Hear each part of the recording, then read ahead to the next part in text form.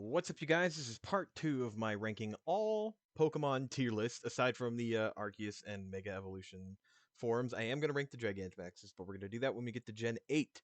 We are currently doing Gen 5. Let's get started with Victini. Why is Victini the first one? Okay, so Victini is pretty cool.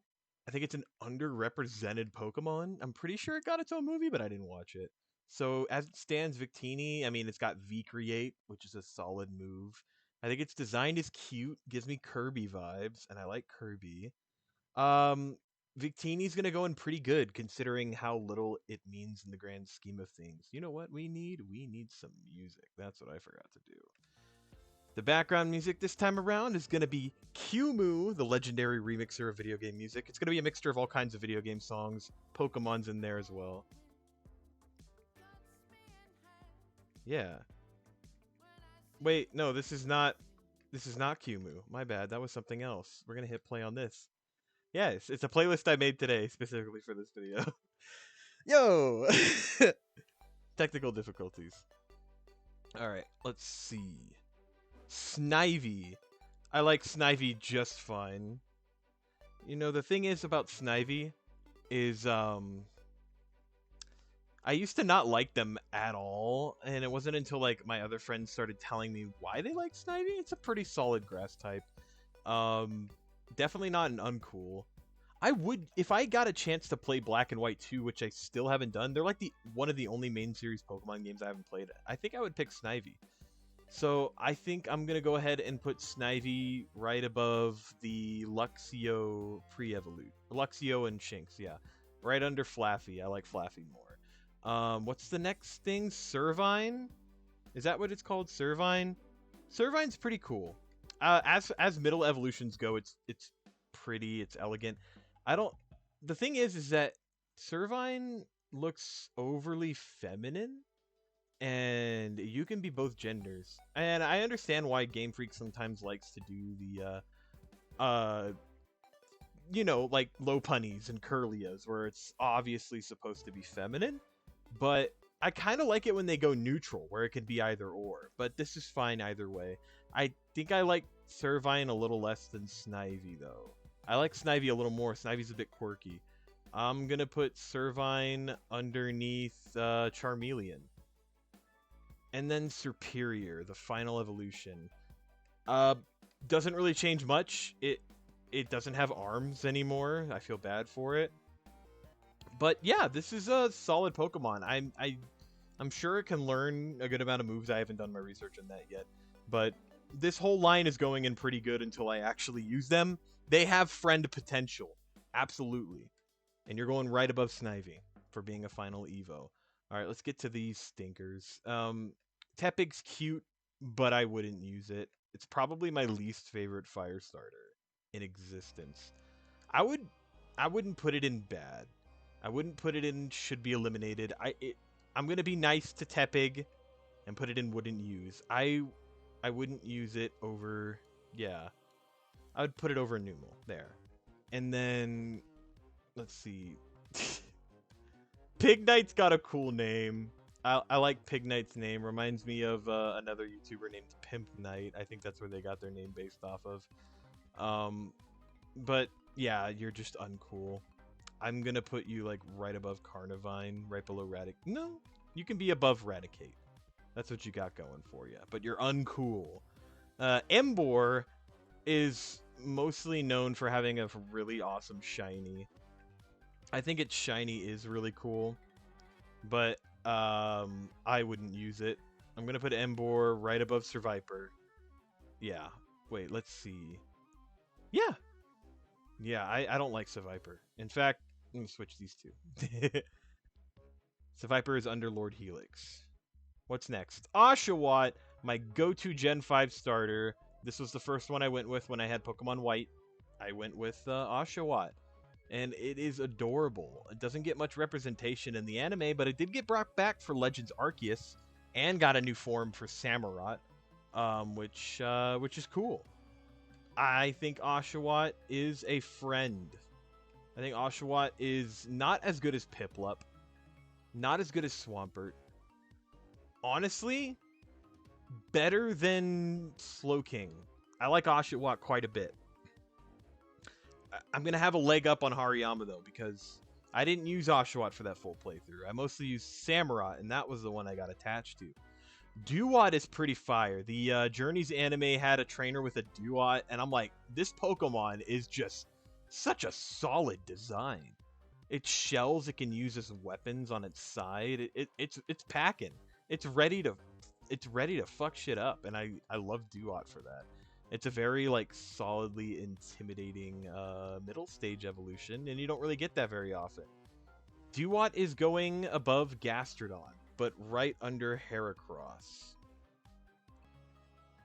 Okay, had to pause for a sec. I went to go order food, and because I'm gonna be recording for a while, so might as well order it now. Where are we at now?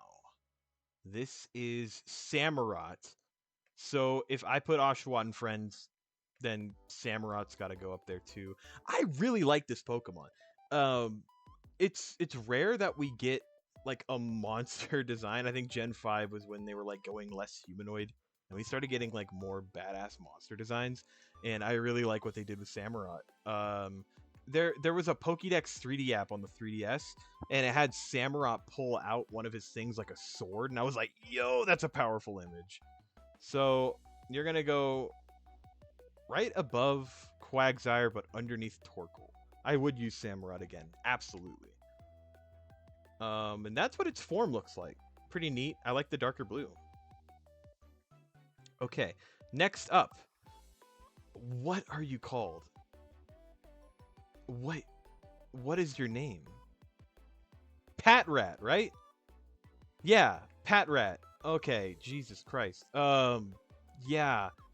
What the hell were they thinking? You should be eliminated.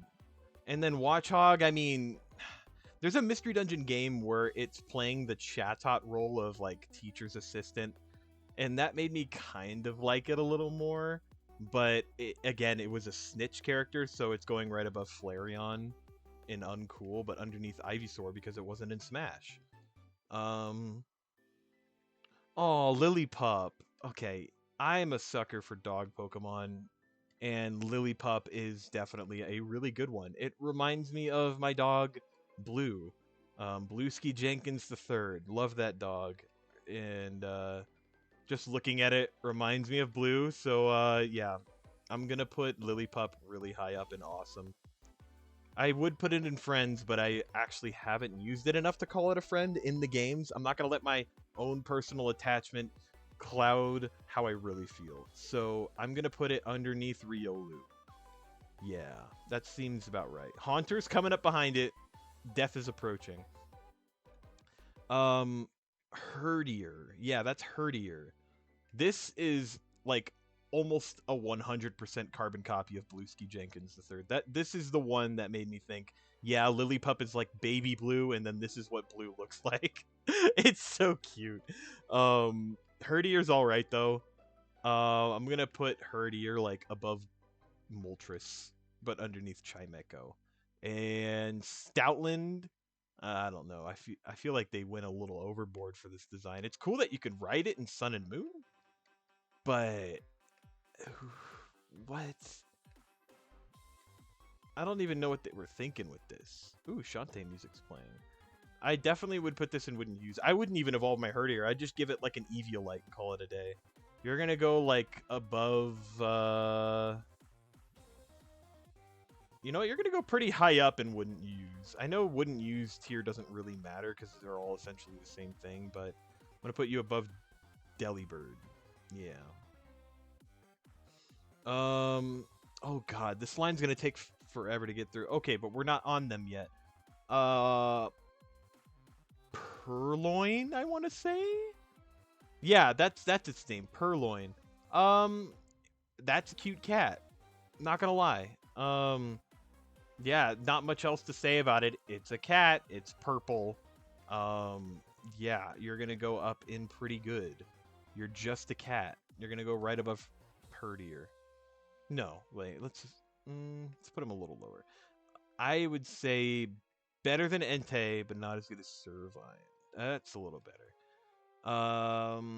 Liepard. A dark type. Is it dark and normal? I hate that type combination. Dark and normal is a very underwhelming type combo, but it can learn some pretty cool stuff, so it's going in pretty good. I personally wouldn't use it, but if I had a well-raised, well-trained Liepard, why not give it a shot? I've used one before. It's just I don't really have many thoughts on using it. It's gonna go right underneath Murkrow. Okay, the Pansage, Pansage and Simisage.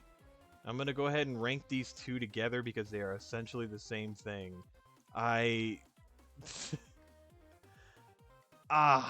not a fan of grass types. I'm gonna go ahead and put these two in should be eliminated. These feel like filler Pokemon. And then what are you? Panflame? I don't even remember your name. Like, what is your name? I don't know your name. You're going in Wingull. Like, what is your purpose? And then what are you called? Simiburn? Simiburn, more like Simi-Die. And then there's Panpour, which is probably the best of the three. It's not my water bias coming out because it's still bad. Better than Onix because it can kill Onix. And Semipour kind of creeps me out. I don't like its weird mouth and hair. I'm gonna go ahead and put you like below Onix because you're not cute. Okay, we're out of the monkey way. Munna. Munna is pretty cool. I like its little flower decals. I think it has a good shiny. I don't remember exactly what the coloration of its shiny was, but it's a cool psychic type. If I saw it in the wild, I would catch it. So let's go ahead and put it right above Skorupi, but underneath Skiploom. And Masharna. I primarily associate this with the Black and White Elite Four. There was that sleeping lady who had a Masharna on her team, and it was kind of a bitch to deal with. So it's a viable, I would say it's a viable Pokemon. Sleep strats. I don't think you can even put this thing to sleep. I think it's just already asleep. And it's I don't know how that works. It has a strange ability. I haven't used one myself, but I think Masharna is pretty awesome. The dream Pokemon. I'm gonna put it right underneath Giratina, the nightmare Pokemon, even though that's what Darkrai is. Let's see. Pidove. It's a pigeon.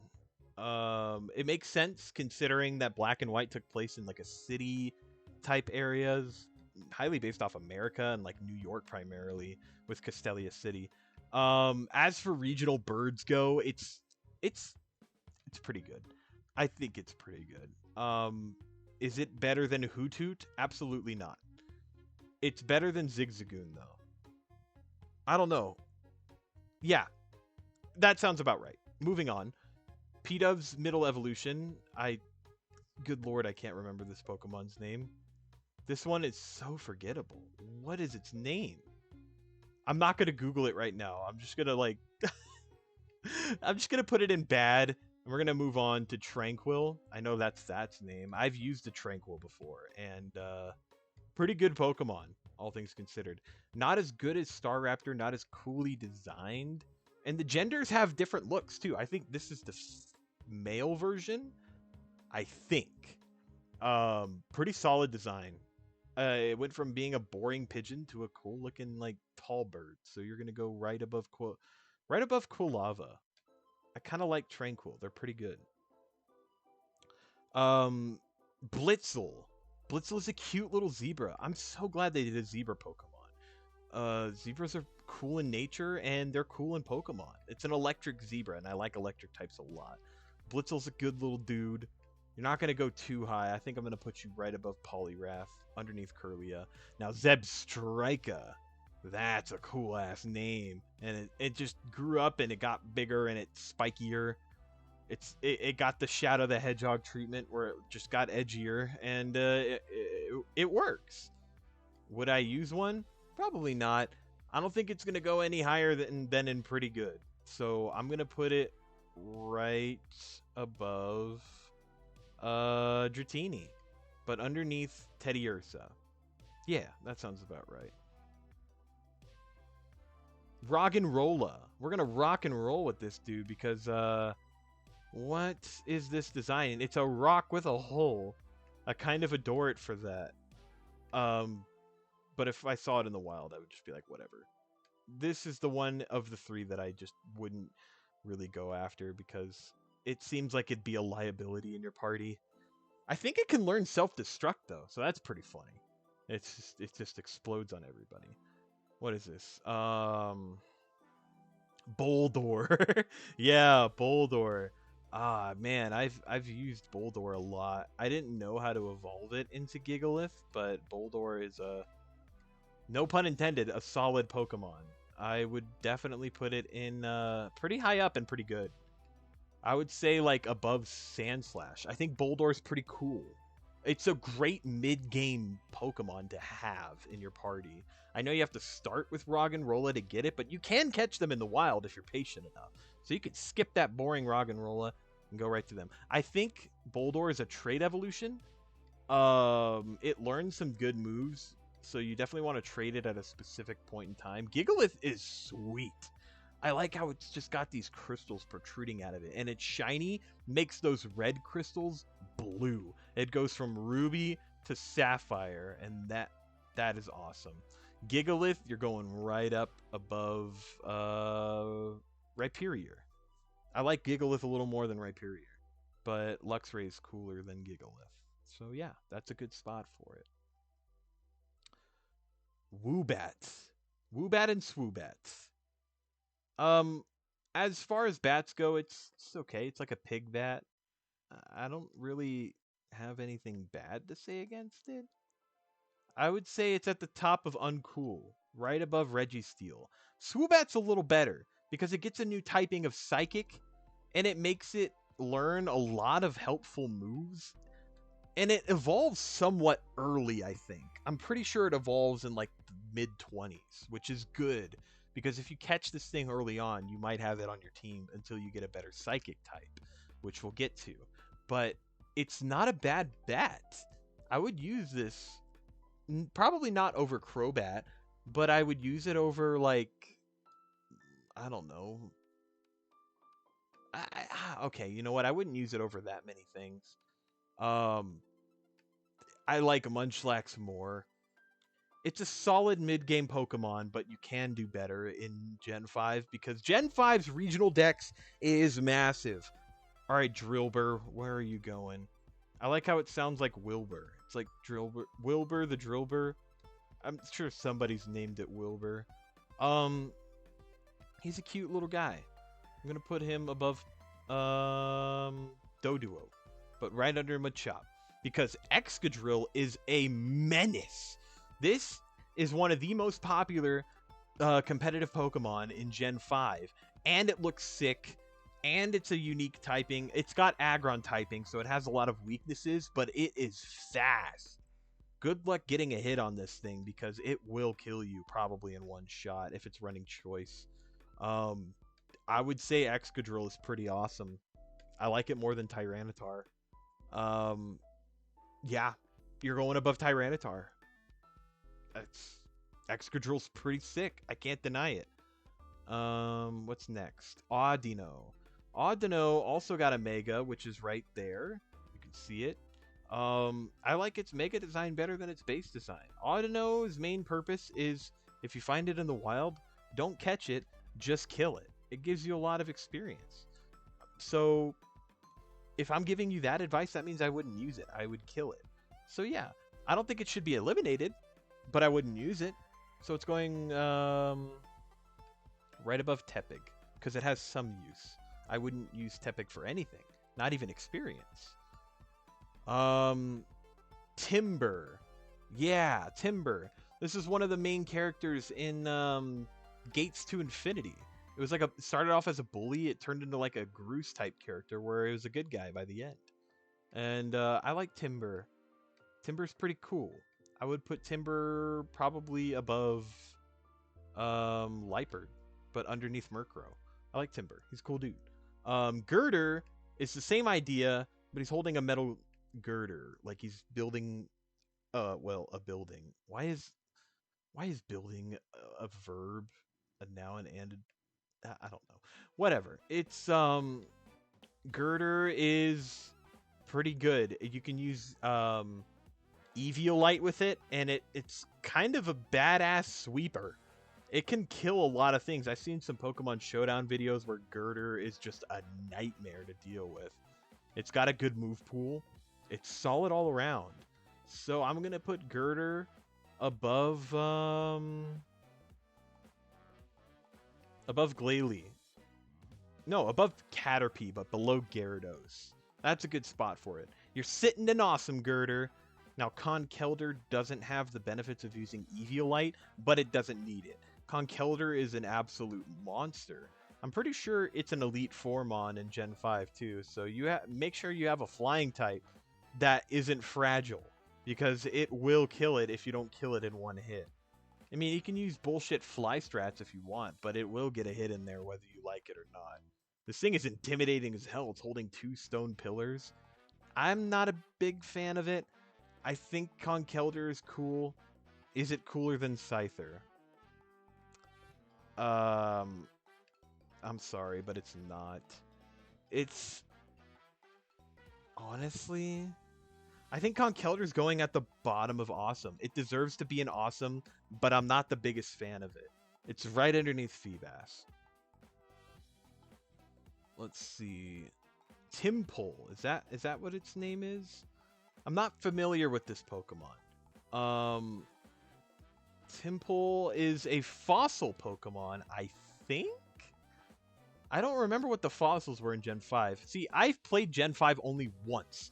And the only reason I did is because after I played through it, my game got stolen when I was in school. And I never got to really play it again. I wanted to get Black and White too, but I never got around to doing it. But yeah, why am I going so high up? I definitely wouldn't use Timpole. Looking at it now, there are better water ground types like Swampert, and ones that are easier to get. Fossilmons are kind of annoying. So I'm going to go ahead and put you in wouldn't use. Same with Palpitoad. If I'm going to use a Fossilmon, it's going to be the final evolution. I'm not even sure if they are fossils, so I'm probably getting this wrong. But you're going right next to your buddy Timpole. Now, Seismitoad is pretty cool. I'm going to go ahead and put Seismitoad in pretty good.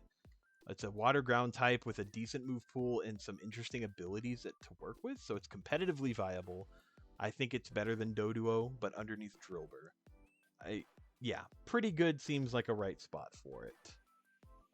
Sock and Throw, Bert and Ernie.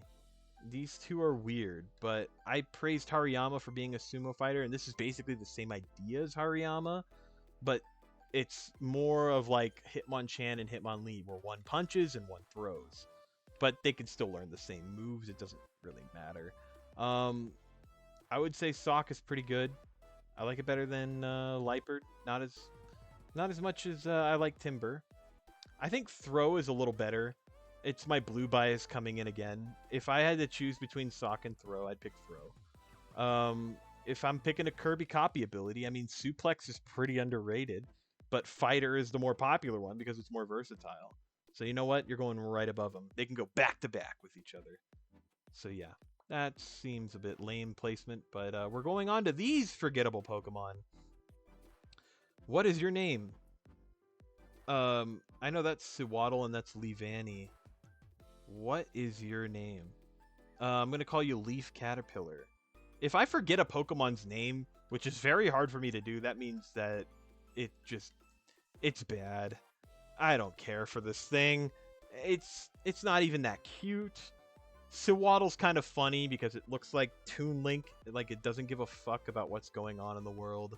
Like, it watches the news but doesn't remember the literal next 3 minutes. I would use it. I'm going to put it at above Mothim. And then there's Leavanny. What is this thing? Do people use Leavanny still? Because, honestly, Sewaddle is cooler than Leavanny. So I'm going to go ahead and put you in uncool, right above Abra. What is that? Venipede? No, that I think that's yeah, Venipede, Whirlipede, and Scolipede. Um, Venipede as bug Pokemon go, it's pretty basic. Um, I wouldn't put it in uncool. I would just put it in wouldn't use, right above Weedle. And then there's Whirlipede is actually a pretty cool mid-stage mon because I could totally see it turning into Scolipede after this. Definitely way cooler than Venipede, and I would use it too. So it's gonna go above. Is there a lame bug type I have in here? You know what? It's gonna go right above Hitmonlee, and then Scolipede. It's got Poison Heal. It's strong. It's fast, I think, and it's somewhat defensive. This is a very solid bug Pokemon, and I think it's hard to get it to this stage because it takes a while to evolve, and Whirlipede is not that good. So you definitely want to EXP share this dude. Scolipede is going in awesome. This is when bug types were getting badass, was Gen 5. There are some really good bug types in Gen 5. I'm going to go ahead and put you above Ursaring, but underneath Rhyperior.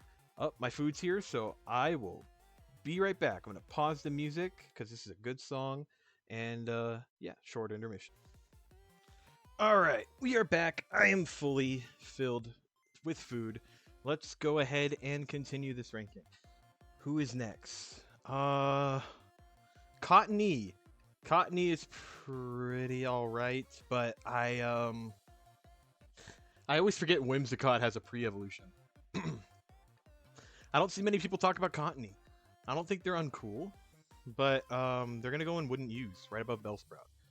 Who's next? Whimsicott. So this is a competitive nightmare right here. It's got so many strategies that it's viable with. I've used Whimsicott before. It's a fairy grass type. Only a very few select amount of Pokemon have that type combination, which makes it pretty special. I think Whimsicott is awesome. I think its viability makes it have a lot of lasting power. It's a cute design. It's a bitch to fight, fun to use. It's the best of both worlds, really. And I'm going to go ahead and put it right underneath Vibrava in awesome tier.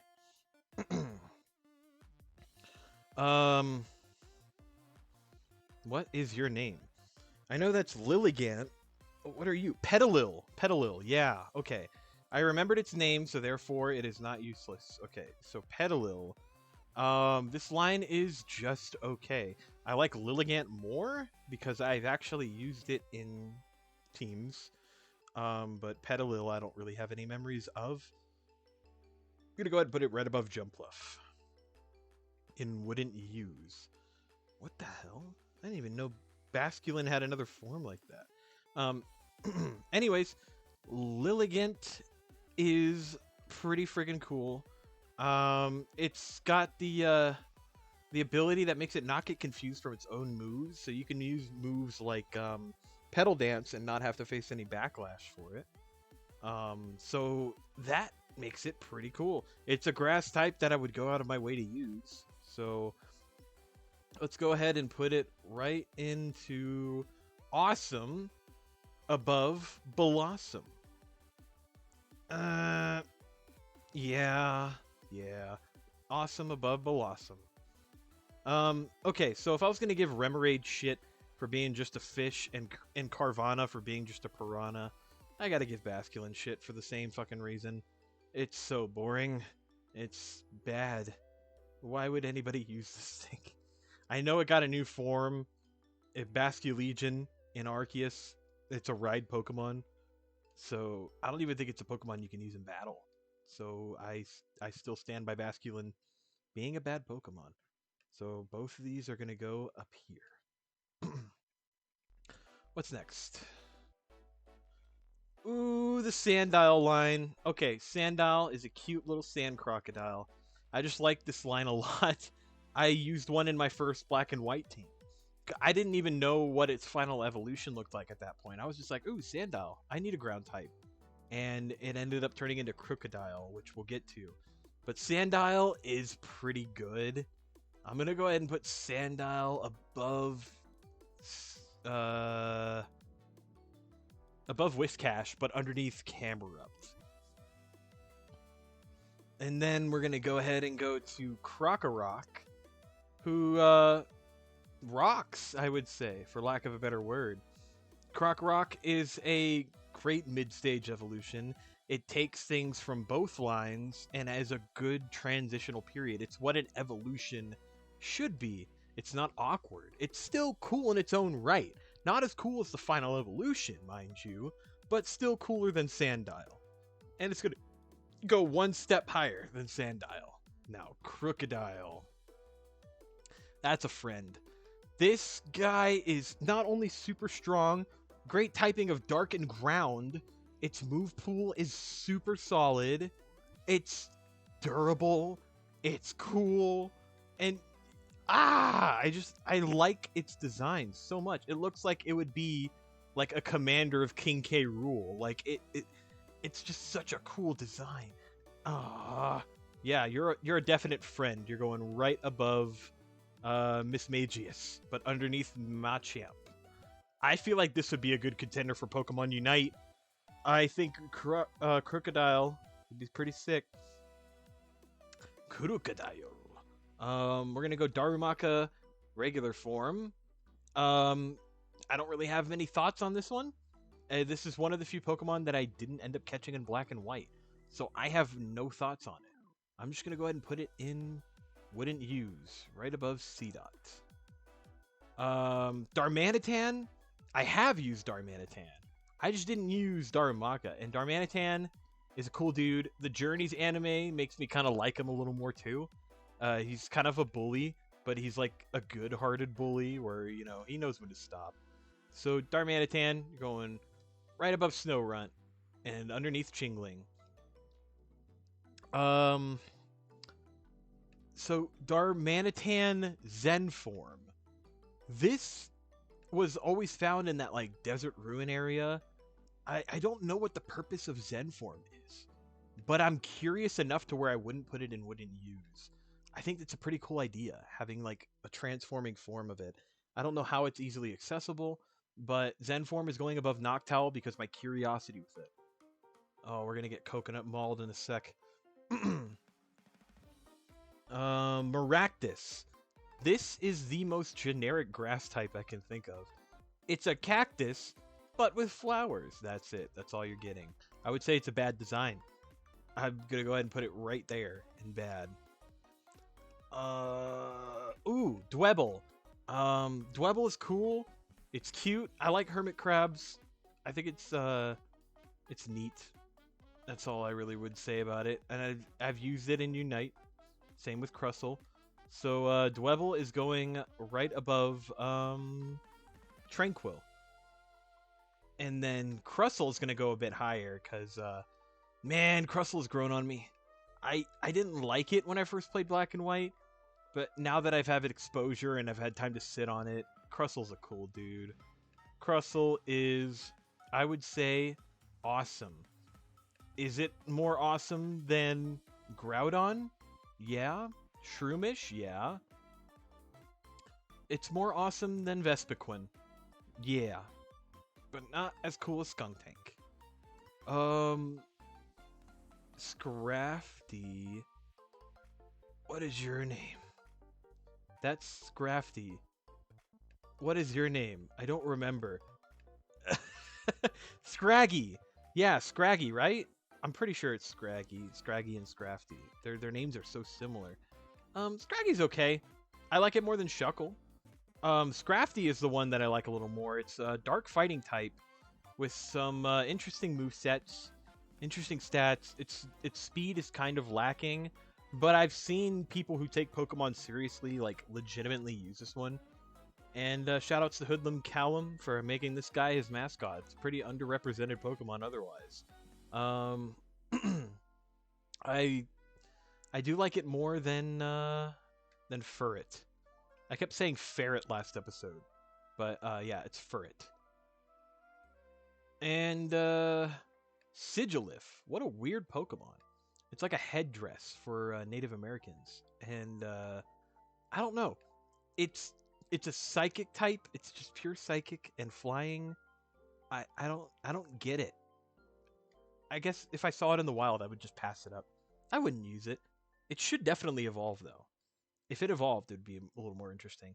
Yan Mask. I gotta say, not a big fan of Yan Mask, and I don't really like Cofagrigus that much either. They're both going and should be eliminated. I'm sorry, they're boring. Boring ghost types. Like, I am the coffin with hands. Ooh. I'm a mask. It's got interesting lore, I'll give it that. I think because of that, I think Yanmat it's a little more interesting than Cofagrigus. I think Cofagrigus should be eliminated though. I don't like that Pokemon.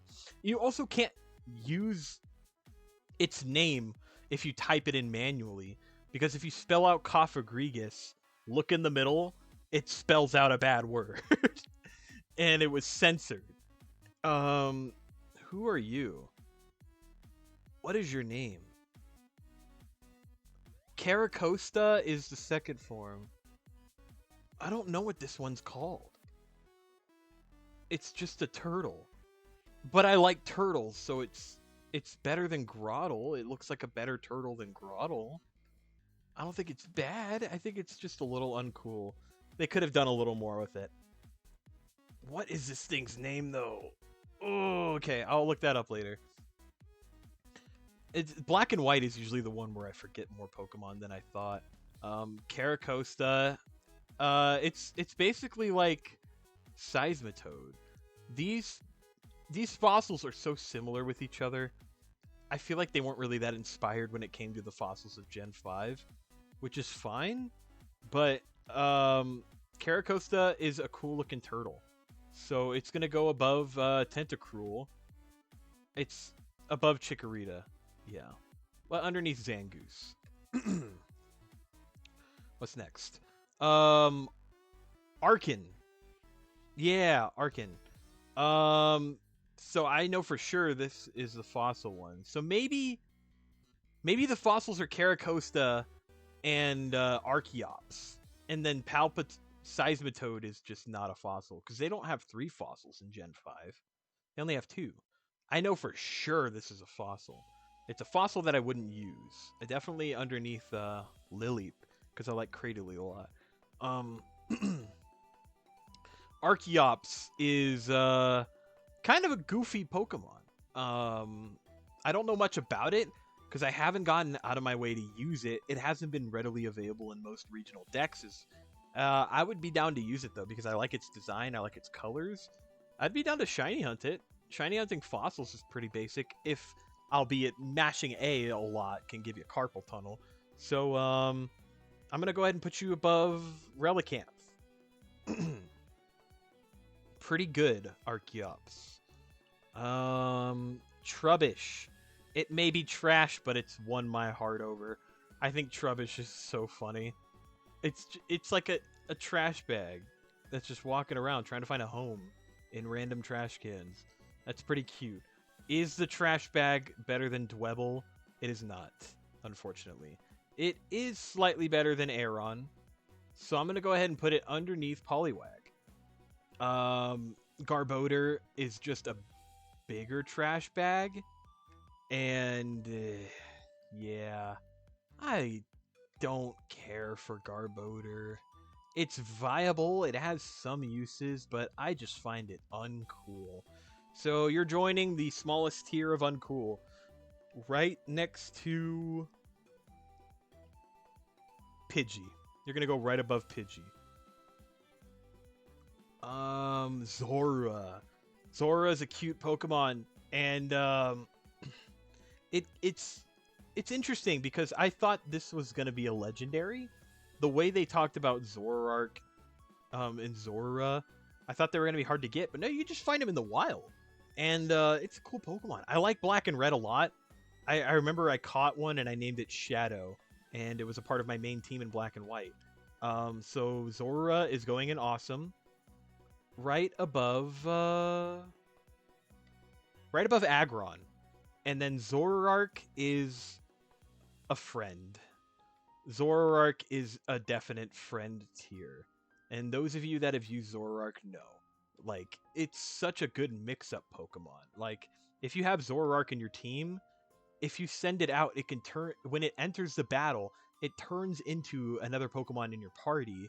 And because Dark type has certain immunities, like, for Psychic, if it transforms into a fighting type, you can bait an opponent into switching out to like maybe a Psychic or a Flying type, and it won't be super effective towards them. But as soon as you hit Zoroark, the disguise goes away. It's like a Mimikyu precursor. It's such an interesting battle dynamic. And I think Zoroark is actually slightly cooler than Lucario. So I'm going to go ahead and put it one tier above, or one step above Lucario and Friends. I like Zoroark a lot, and I would use it again. And its Arceus form is pretty badass. I like it a lot. I hope that comes back in the main series. Minccino. Minccino is cute. It's the rodent Pokemon of Gen 5. It's a chinchilla. I like chinchillas. One of my science teachers in middle school had a chinchilla as a pet. They're cute as fuck. Wouldn't use Minccino. Cinccino, on the other hand, I have used the Skill Link Cinccino before. It was a part of one of my competitive teams back in Gen 6. And I like Cinccino quite a bit. I like its design. It's just a better Minccino. It's not going to go higher than pretty good. It didn't really get me that many results, and I didn't use it for very long, but it is going right above Trico. I like Cinccino quite a bit. Let's see, who's next? Okay, so Gothita is, I'm going to go ahead and say it. I think it's weird looking. I would go as far as to say that it's bad. I don't find it cute. I just think it's weird. Its little top knot head and, like, its lips are primarily what's giving it bad vibes. Yeah, Gothorita is a little better. Gothorita is like, looks like they're actually trying to do something. They're there to assist the maid. So, I mean, Gothorita, yeah, it's Psychic Dark, I think. I'm pretty sure it's Psychic Dark. Gothorita is going above Kirlia. I like the darker aesthetic a little more.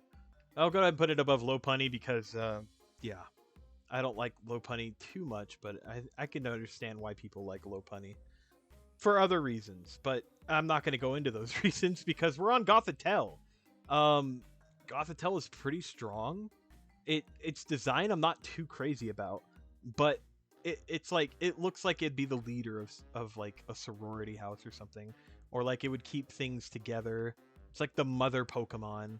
Not many Pokemon have that kind of energy. It's like, it gives the energy that Mega Gardevoir gives, and it's only a base form Pokemon. This is definitely one that was deserving of a new form. I think they can do so much more with this design. But as it stands, it's a solid design. It's going right underneath Crustle. What's next? What is your name? Solosis? Yeah, Solosis. Okay. When I first saw this thing, I'm like, ew. Bad. And then Duosion came about, and I'm like, okay, you know what? I can see the appeal. That's pretty cute.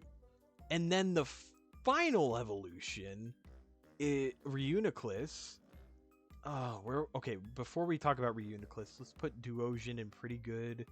I'm going to put it underneath Ekans, but above Huntail. But Reuniclus, the Elite Four, the same one that I talked about in Black and White, where they had a Masharna. They also had a Reuniclus, which was their ace, and it was super strong. It would one-shot most things in your party too, and they usually have light screen and reflect setup, so you can't really do that much damage to it. And then she would also spam like full restores. Reuniclus is pretty awesome. I like it more than Wobbuffet. Yeah, it's going at the top of pretty good. Ducklet. I like ducks. I think ducks are pretty cute. This is giving Untitled Goose Game energy with Ducklet. It's just a cute Pokemon. I think Quaxley is a little more interesting for Gen 9. So I like Quaxley more than Ducklet. But this is where Ducklet stands. I think Ducklet is pretty good. It's a better duck than Golduck. But it's not better than Moltres.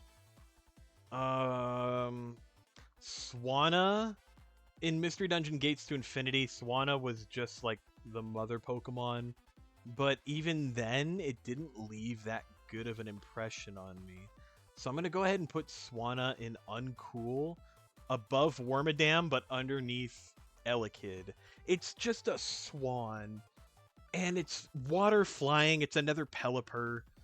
I think Pelipper is a little more interesting than Swanna. Okay. Vanillish. Vanillish is super adorable. And they have Castelia cones that are themed after Vanillish, which is so funny. I was like, do they eat this Pokemon? And the answer is yes and no. They do eat it, but not the actual Pokemon itself. They have treats that are designed after the Pokemon. It's a super marketable Pokemon. I would argue it's more marketable than Pikachu. But the Pokemon world doesn't know that. So we're just going to go ahead and put Vanillish right underneath Jigglypuff. And then Vanillite is just a bigger cone. Yeah, it's all right. It's one of the cooler ice types, no pun intended. And yeah, you can put Eviolite on this if you want to. I don't know why you would do that, because ice types are fragile as fuck and weak to almost everything. I like it a little less than Vanillish, though, because Vanillish has got that cute factor. This guy is just like, hello, I'm Vanillish. That's Vanillite, that's Vanillish. And then there's Vanillux, who's just the best you're going to get, which isn't even that solid. I wouldn't even consider this, like, a contender for main ice type of your team, because there are a lot of Pokemon to choose from in Gen 5. And Vanillux is I don't think Vanillux is that popular. It's ice cream. It was like one of the most controversial things when Gen 5 came out. I was like, oh, Game Freak's running out of ideas. They're making ice cream Pokemon now. And they're really forgetting that like Gen 1 had like Toxic Sludge as Pokemon. This fits in right in with Pokemon. And because it's like the strongest of the three, I'm going to put it slightly higher than Vanillite. I'm going to put it right underneath Execute. Deerling. It's a deer. Bambi vibes. It changes with the seasons, and that's pretty cool. So I don't think it should be eliminated. I think we should have more seasonal variant Pokemon. Sorry, I'm coughing a lot. I'm going to go ahead and put Deerling in Wouldn't Use, because when I put them in Wouldn't Use, it means I'll pass them up in the wild for the most part. If I saw a Deerling in the wild, I wouldn't get it. I don't care for Deerling, and I don't really care for Sawsbuck either. It's Bambi's mom. And just like Bambi's mom, she should be eliminated. No, I'm kidding. Sawsbuck is just kind of boring. I would say it's uncool. Yeah. If I put Deerling and Wouldn't Use, Sawsbuck is just uncool. I'm sorry for all the 3 Sawsbuck fans out there, but I'm just not a fan. Emolga's pretty cool. Electric flying type. It's another Pikachu clone. Is it better than Pachirisu? That I can't really tell. Pachirisu and Emolga kind of go together. They both accomplish the same idea, except one won worlds. So wherever Pachirisu is, it's gonna go right underneath it. So yeah, look at that. 4 Pikachu clones right next to each other. It's almost like they accomplished the same thing. Carablast. Now, this Pokemon is interesting because Carablast, depending on if you trade it with a Shelmet, because these two go together, if you trade these two, they both evolve together, which is unique. This turns into Excelgor because the armor comes off and goes on to Carablast, which becomes Escavalier. And that's such a cool idea. As they stand, though, Carablast is just pretty good. Because it's blue, it goes above Sewaddle. And Shelmet, with its weird puckered lips, you can go right next to... Well, I don't want them to be eliminated because Excavalier is cool. So, you know, I'm just going to go ahead and put Shelmet in bad right underneath Rattata. It's kissing its ass. Escavalier is pretty awesome. I wish it had better stats. I wouldn't use it, but it's cool. So I'm going to go ahead and put it in wouldn't use because of its stats. Because it already has a better alternative, which we'll get to. Actually, you know what? Since I did Shelmet already, let's go ahead and get Excelgor. Excelgor is awesome. I had one in a competitive team. It was also a part of my main team in black and white. I think really fondly of Excelgor, and its signature move, Final Gambit, is such a baller move to do. If you're at low HP and you're like, you know what? I want to do some serious damage before I go. It's the real parting shot. Final Gambit, if you use it, it kills you. But it's like a 120 base damage move. And yeah, Excelgor is awesome. I'm going to go ahead and put Excelgor. Where do you go? There you are. I like it better than Scolipede. I like it better than Heracross, actually. Do I like it more than Roserade? The answer is yes, but it's going to face away from Ludicolo's dancing. Ludicolo's dancing away. Fungus. I like that it's a trap, basically luring people to grab it because it looks like a Pokeball in the woods. It's a cool world building Pokemon. Do I like finding a Fungus when I grab a Pokeball expecting an item and it's a Fungus? No. So it's going underneath Vileplume. And this next Pokemon, I don't even want to say its name out loud because it got ruined. Amoonguss. Oh god, Amoonguss. You should be eliminated. You're competitively annoying. Your name has been ruined because of internet culture. Just go away. We don't need you anymore. Frillish. I don't even know what this is supposed to be, but it is a ghost type, and that is interesting in and itself. A water ghost type. The first of its kind. Yeah, I'm pretty sure it's the only water ghost type. Yeah, Frillish is pretty good. I'm going to go ahead and put it above Purloin, but underneath Servine. Now, Jellicent, the Pringles mascot, I like Jellicent a lot. This version right here is the one I like more. I don't like the pink one and its weird lips, but yeah, this is just Pringles, man. Or the Monopoly guy, whatever floats your boat. Put a little top hat on top of Jellicent. Bam. He got the Monopoly guy. If I had a Jellicent, I would name it Top Hat or Top of the Morning. Top of the Morning, Top of the Morning. I'm going to go ahead and put it right above Gyarados. That's a hot take if I ever saw one. Jellicent is awesome. I don't know if it's ever been used competitively, but if it has, let me know in the comments. Alola Mola. I used one in my Omega Ruby Nuzlocke, and this thing is actually really tanky. It has almost as much as HP as Blissey with its EVs, and not only is it bulky, I mean, it could do some damage too. I kind of like Alola Mola after using it in my Nuzlocke. I'm gonna rank it pretty highly. I'm gonna put it right above above Wartortle. Now that is a hot take. Only the hottest of takes here in RT Online. Joltik is a tiny little spider. Would you squash this if you saw it in your room? That is a genuine question. Like, would you squish this thing? If this is what spiders looked like, then they wouldn't be in danger of dying. I think everybody would just befriend these little guys. They may shock you every now and then, but that comes with being an electric type trainer. Joltik is awesome. Now, how high in awesome? I think I like Joltik more than Lillipup, but not more than Riolu. Honestly, that seems like a good placement. Galvantula I don't like as much. It's one of the few electric types that I don't like. It's just, I would say it's uncool, but at the top of uncool. I like it more. Why is Woobat? Oh wait, Woobat's an uncool. I was about to say, why is Woobat so high? He's not high. He's in low tier. Ferroseed is boring. It's a precursor to a Pokemon that you see in almost every freaking competitive team. So I'm gonna go ahead and put it in bad. I don't like Ferroseed's design. Um, Ferrothorn, you know, it has its versatility, it has its uses.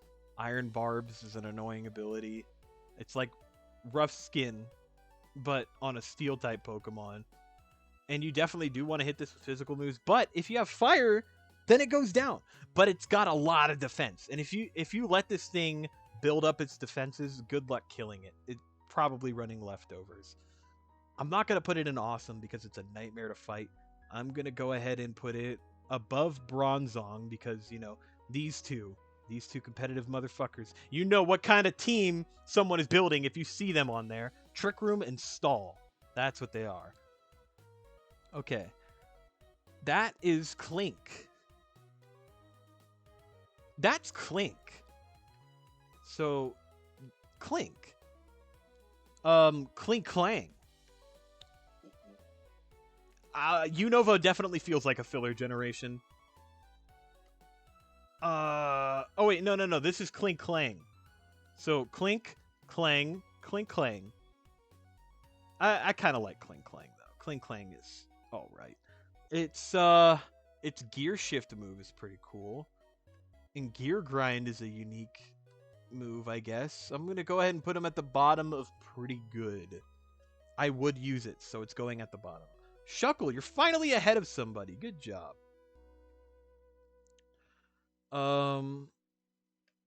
What? Timpole. I feel like I said Timpole before. I'm pretty sure that's what this thing is called. No, Tynamo. Timpole is that tadpole looking dude. This is Tynamo. Tynamo looks like a little sperm cell. I wouldn't use it. I'm gonna go ahead and put it between Weepin' Bell and Victory Bell because that disrupts the flow of things. Electric. I used to think this thing was just called Electric, but I looked at the spelling and it's actually Electric. That's a pretty cool name. Unfortunately, the name doesn't make up for its design, and I think it's better than Swanna, but actually, you know what? No. At least Swanna is just a normal swan, which doesn't really have any design flaws. Electric is just weird. Now, Electros, that's a friend. I've gotten a shiny Electros before, and I used it in so many competitive teams in X and Y. I even transferred it over to Alpha Sapphire. And big fan of this Pokemon. It doesn't have any weaknesses unless you use Smackdown, because it has Levitate, and it's a pure electric type. I'm surprised they didn't make it electric water, but it being a pure electric type with Levitate, nothing can be super effective towards it, and I think that's just really cool. You're going to go right above Rotom, but underneath Salamence. Elgem. I think that's how you pronounce it. Elgem is a pretty cool psychic type. The Pokemon anime made it kind of interesting. Lore-wise, it's just a robot. I wouldn't use Elgem, but I would use it over Masquerain. So it's going right underneath some Flora. Behem. This thing has a really funny cry in the anime, and because of that, I'm putting it in pretty good. We're going to go ahead and move on from that, because it's just a psychic type. Not really any interesting gimmicks. It's a robot psychic type. So, Behem, you're going right above Jirachi, because of your funny cry. Litwick. It's a little candle, but it's cute, and it's got emo hair. It listens to punk rock music. It's a punk rock dude. So Litwick is gonna be above Wooden Use. And I think Litwick's going above Victini.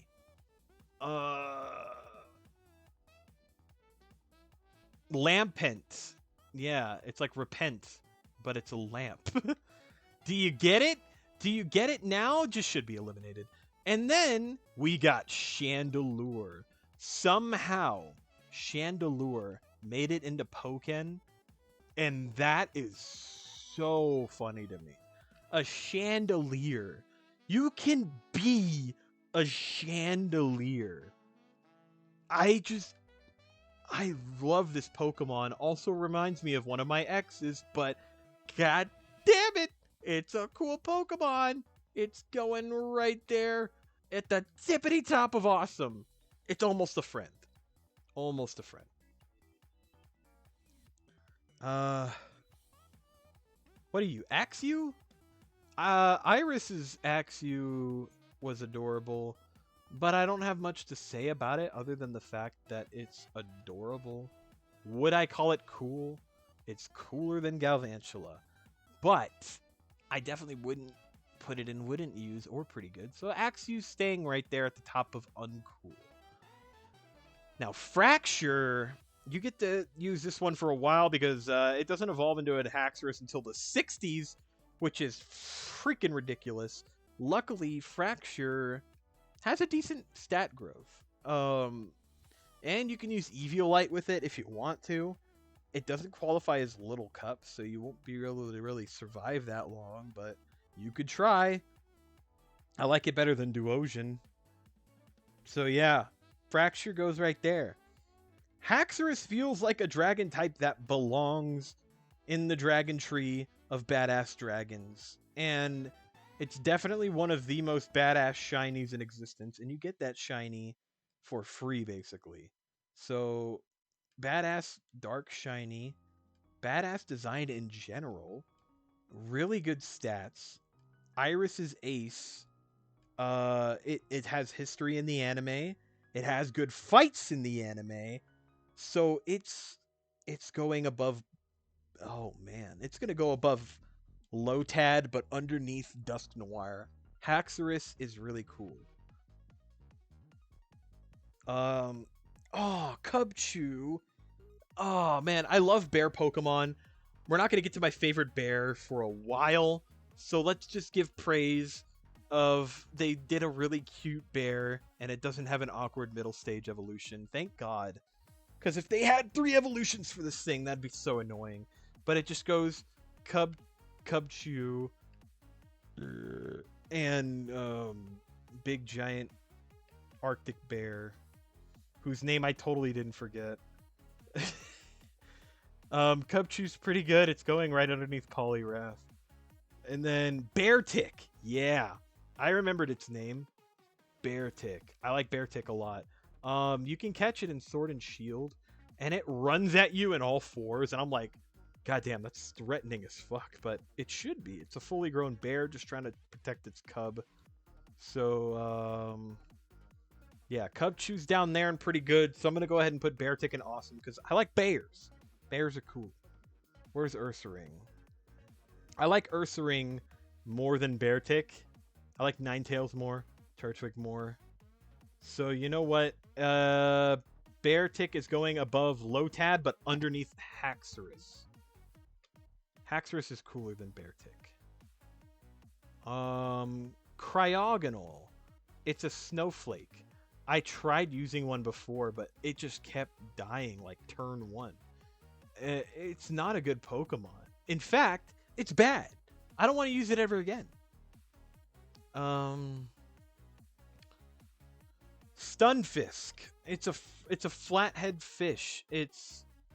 I kind of like it. I like how it has a beak. It's an interesting typing. I think it's electric ground, which is the first of its kind.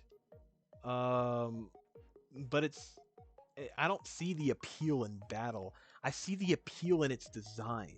So it's going at the top of wouldn't use for me. I like it, but I wouldn't use it. Mienfu. Mienfu's okay. It's a good little cup Pokemon. It's a decent fighting type Pokemon. It can learn some nice moves, I guess. But it's... If I saw it in the wild, would I catch it? Yes. I'm going to put it above Zigzagoon, but below Pidove. Mienshao. This is the bane of my... Oh my god. I remember this thing. I think somebody in the Elite Four has a Mienshao, and it would use high jump kick, and it would almost always one-shot everything I had. Mienshao is better than pretty good. I think Mienshao is pretty awesome. It made me scared in a mainline Pokemon game. I'm going to go ahead and put it above Rosalia, but underneath Pidgeotto. Drugadon. Just a basic dragon. He's just a dragon that gets right to the point. Doesn't evolve. Doesn't have any gimmicks. It's like, hey, I'm a dragon. I exist. I belong. And you know what? Dredigan does belong. You know where he belongs? And pretty good. Right below Dwebble. But above Tranquil. Where are we? Oh, Golett. Golett's pretty cool. It's like a robot that's trying its best. It's like a baby iron giant. I quite like robot Pokemon. You know, I say that, and then Registeel's right here. There's just something about Registeel that I don't like. It just has zero personality. I can get personality from this dude. It's adorable. I'm gonna go ahead and put it above Caracosta, but underneath Zangoose. Golurk. If I'm playing a Gen 5 game or a game with like a regional dex that has Golurk in it, I gotta have one. I like using this Pokemon a lot. Its design is cool. And oh my god, I wish it could learn like moves that make it fly. Or just fly in general, because in the anime, it has this rocket propulsion where it tucks in its legs and just starts boosting into the air. It's so sick. It's like the Iron Man of Pokemon. Oh god. And it's a ghost type. It has like unlimited tap potential bandaged inside of it, and if that thing falls off, it goes berserk. Holy crap, that's so sick. I'm gonna go ahead and put it above Yanmega. Golurk is awesome.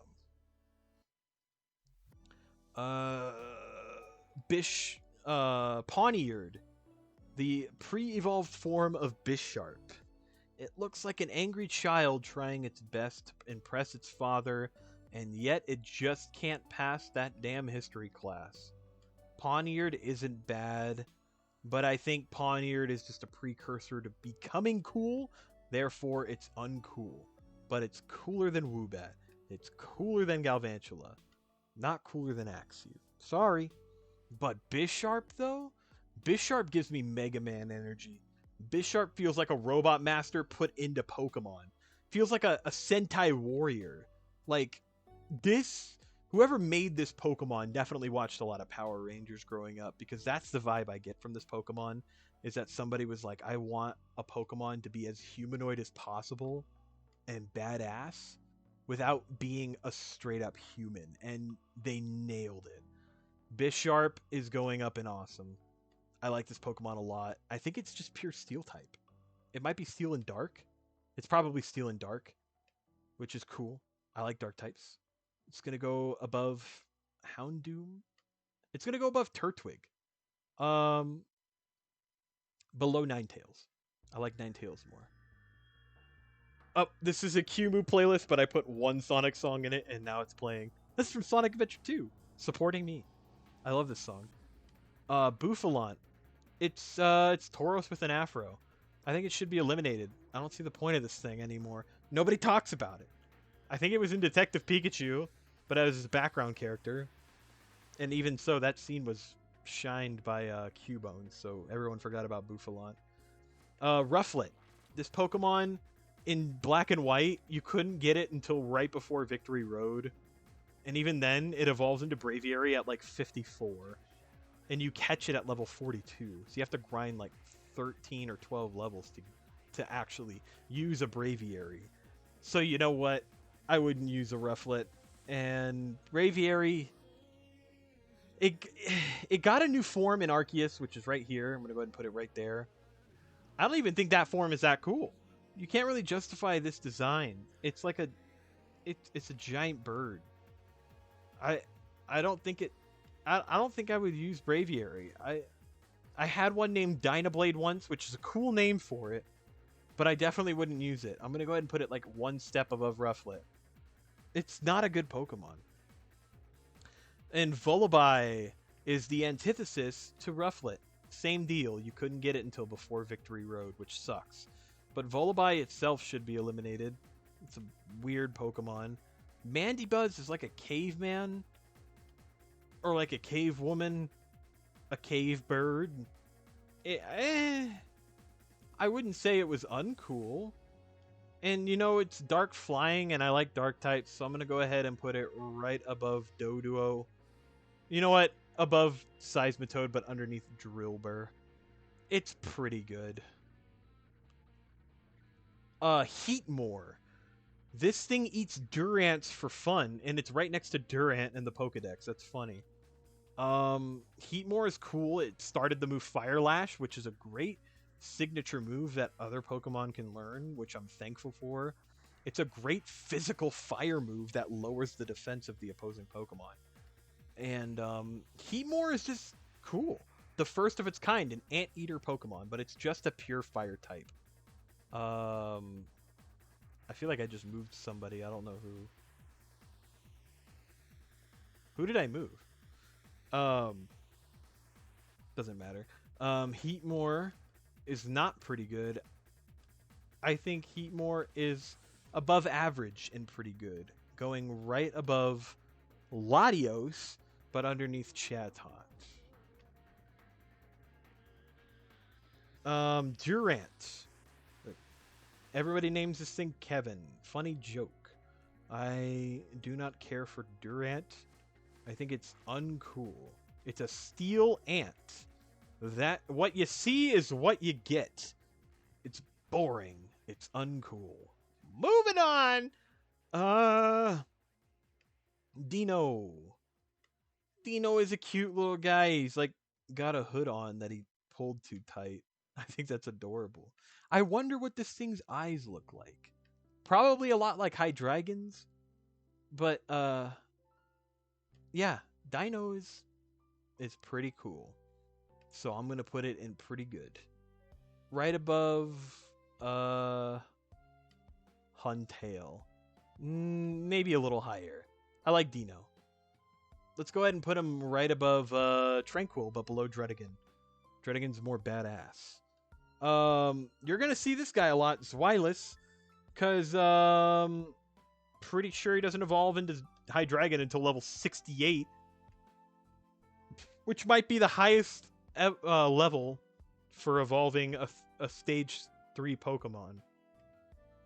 Which kind of upsets me because I don't even think the Elite Four's levels are that high. So if you wanted to use a Hydreigon in your main team, you wouldn't even use it until post-game, unless you wanted to grind that one Pokemon to be over-leveled in your team. But Zweilous is awesome. I've used it a lot because I've always tried to evolve it into Hydreigon, so I've just kind of grown attached to the thing. It's not a friend, but it's awesome. It's going to go above Haunter, but below Lillipup. Now, Hydreigon, this is a really cool pseudo-legendary. The 3-headed Hydra. It's, oh god, it's really cool. The edgier you are, the more you're likely to have this Pokemon in your top tier. I myself wouldn't consider Hydreigon a friend because I've only ever used it twice. I had a shiny one in X and Y, and I used it again in, I think it was Alpha Sapphire when I used it again. And the pain in the ass of having to evolve it makes it a little lower than friend for me. So I'm going to put it below Cacturne, but above Shedinja. It is awesome, but it's not perfect. Larvesta. Like I said, there's a lot of fire bug Pokemon in this game, and I take it literally with this one. This is a fire bug type. The typing is fire and bug. I like Larvesta a lot, and there was a Journeys episode based on Larvesta and Shiny Volcarona, which is who we're getting to. Larvesta is a cool pre-stage evolution Pokemon. It takes a while to evolve, not as nearly as much as Hydreigon, so it's going right underneath Torchic but above Loudred. Volcarona, I've been thinking about this one since I finished part 1, where I want to put Volcarona. Because I think Volcarona is one of the best Pokemon ever. But I've never had it appear in any of my top 10s before. I do this thing on a website where it calculates your favorite Pokemon. And Volcarona usually makes it like at least top 20, but never top 10. And the amount of positivity I think of when I think of Volcarona makes me think it's one of my favorite Pokemon. And honestly, it's going at the top of friends. Now, I was so close to putting it in Designed Without Flaw, but it is a fire. No, it's a bug and flying type. And you know what that means? It's 4 times weak to rock. Is it? Wait, is it flying? What type is Volcarona? Oh, fuck. It has to be a fire type, right? Volcarona type. It's bug and fire. Okay, so it's still 4 times weak to rock, which is pretty bad. But if you get it to, bulk up and boost its stats, it can do a good job. Cobalion. I have a weird history with Cobalion. I like its shiny a lot, but it's the first shiny that I ever gave up on hunting. It was after I hunted for Raikou, I was like, okay, I'm going to take a break, and then I'm going to go hunt Cobalion because I like its shiny. And then I ended up giving up because it took way too fucking long to get. So, in that regard, I guess you would say I wouldn't use it. I like its design, but, yeah. Screw Cobalion. That shiny is really hard to get for no reason. What's next? Terrakion. The competitively viable one. I've seen so many teams run Terrakion. Not so much anymore. But it used to be very popular. I think it's a cool Pokemon. It gives me, like, leader energy. Like, it's the leader of the 3. Like, it would get shit done. And I feel like that qualifies it for being pretty high up and pretty good. Now that it's not used anymore, I kind of forget about this Pokemon. But when I see it, I'm like, yeah, I can't forget the legacy it had. It's going right above Meowth, but underneath Pinsir. Virizion is a main character in Gates to Infinity, and it made me kind of like it. There was a Pokemon that had a crush on Virizion, and it was such a wholesome story. I don't want to spoil that, but it was very wholesome, and Virizion is a very friendly Pokemon in that game. It made me like Virizion quite a bit, so I'm going to go ahead and put it above Shiftry, but below Relicanth, and pretty good. Virizion's pretty good. Should I rank these and their forms separately? Why are they separated? Okay, you know what? I'm gonna go ahead and put the Therian forms in unranked, and I'm just gonna go ahead and talk about the Genie forms as a whole. So, Tornadus is boring. They have 3 genies. It's like the Lake Trio, where I find them boring. So you know what? I'm going to go ahead and put Tornadus right next to Uxie. And I'm going to go ahead and put Thundurus right next to Mesprit, because it fits. They remind me of the Lake Trio and how lame they are. I don't really care for the genies, and I didn't play Black and White that much either. So it's going right above Mesprit. Landorus, however, I've seen way too much of, and I have a general idea of how it works. So, yeah, it's an Intimidate Pokemon. It can set up Stealth Rocks. It can sweep. It can Dynamax now because it's in Sword and Shield. Landorus is a force to be reckoned with. It's crossing its arms because it knows it's better than you. I'm going to go ahead and put Landorus in Awesome just because of the impact it's had on me. Going to go ahead and put it above Caterpie, but below Girder. And now we're on the box legendaries, Reshiram and Zekrom. Reshiram is, I'm going to say it, it's boring. It's just a white dragon with flowing locks. I'm going to go ahead and put it in uncool. Right above Registeel, but below whatever this turtle's name is. Zekrom, I had Pokemon White. Here's my bias coming through. Zekrom being an electric dragon just tickles my fancy. There are no other electric dragons in any game. Electric Dragon is such a cool typing, and its design. Oh man, and it's shiny. It's a glowing dragon, and it's dark. It's the Dark Knight. It's so cool. It's, dare I say, awesome. I'm gonna go ahead and put it right above Salamence, but below Slacking. Oh my god, there's so many Pokemon. Okay. Uh Kyurem Black and Kyurem White are just gonna go in here. So Kyurem, it's a post-game Mon. I thought they were gonna do the thing with the sister game, but instead they did Black and White 2, which had Black Kyurem and White Kyurem. Kyurem on its own feels like it's just kind of a, well, it makes sense now when you think about the splicing, but it looks like a dragon that's missing pieces. And its design isn't that good. It's pretty strong. It's an ice dragon type, which is cool. But I'm going to go ahead and put it right above Fracture, but below Ekans. I think it's pretty good, but even these designs don't make it better. Keldeo. This thing has two forms. I don't understand how they work. One has like a ribbon in its hair. I guess it's stronger. Who knows? Keldeo is okay. I don't even know what typing it is. I've actually never used it, and I plan to keep it that way. So, controversial take. I'm going to go ahead and put Keldeo in wouldn't use. Meloetta. We're going to just talk about the base form of Meloetta here. The idle form. It's Hatsune Miku, but if they were a Pokemon, I mean, that's such a cool mythical. It's better Celebi. I like it more than Celebi, and my buddy Taylor really likes this Pokemon too.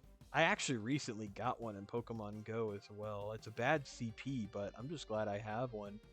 So, as far as mythicals go, it's up there. I would say it's even awesome.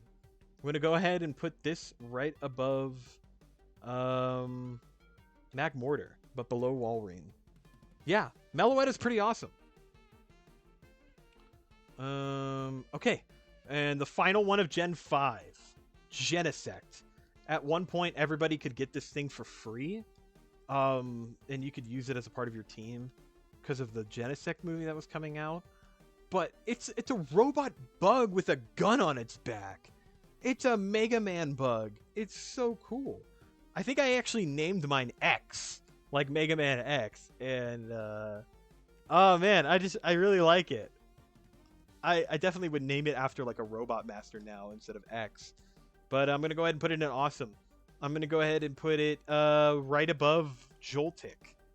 Yeah. Right below Riolu. Riolu is gatekeeping quite a bit now. Let's put Ash Greninja in there. And now we're on to Gen 6. Holy fuck. Okay, Chespin. My first Kalos starter. I really like Chespin. I think Chespin is adorable. Now that I've had more experience with the other Kalos starters, I still have a soft spot for Chespin, but not as much as I did when I first played the game. So I'm going to go ahead and put Chespin above Trico, and he's going to stay there. Quilladin. I don't understand why so many people hate Quilladin. I think it's cute, but it definitely is the worst of the three, but not by much. I think Quilladin serves its purpose well. I'm going to go ahead and put it above Sock and Throw. It's in pretty good. Chestnut. This Pokemon started Spiky Shield. It's like one of the few starters with its own signature move. That's so cool. Why does no one talk about that? Chestnut's strong. It's fighting and grass type. It's bulky. It carried me. It's such a strong looking, strong feeling. And you know what? It's got a great shiny too. So Chestnut, you're awesome. Going right above Deoxys for me. Yeah, I like you quite a bit. Fennekin is cute. Yeah, not much to say about Fennekin. The anime made me like it a bit more. Like with Serena's Fennekin, soon to be Breakson, which we'll get to. Fennekin's cute, but I am a part of the camp that wouldn't use it because I have other options. I have Froakie, and I have Chespin, and I have Fennekin. And Fennekin is probably the one I'm least likely to pick. Breakson was in Pokken Tournament, also very broken in that game. A main character in the X and Y and Z anime, and Breakson is overall just a solid Pokemon. I like how it looks. It's the color scheme's a little better than Fennekin's, and it's got more personality, and it's definitely a lot more popular too. Oh, you go right. Where were you going? You were like right there. Yeah.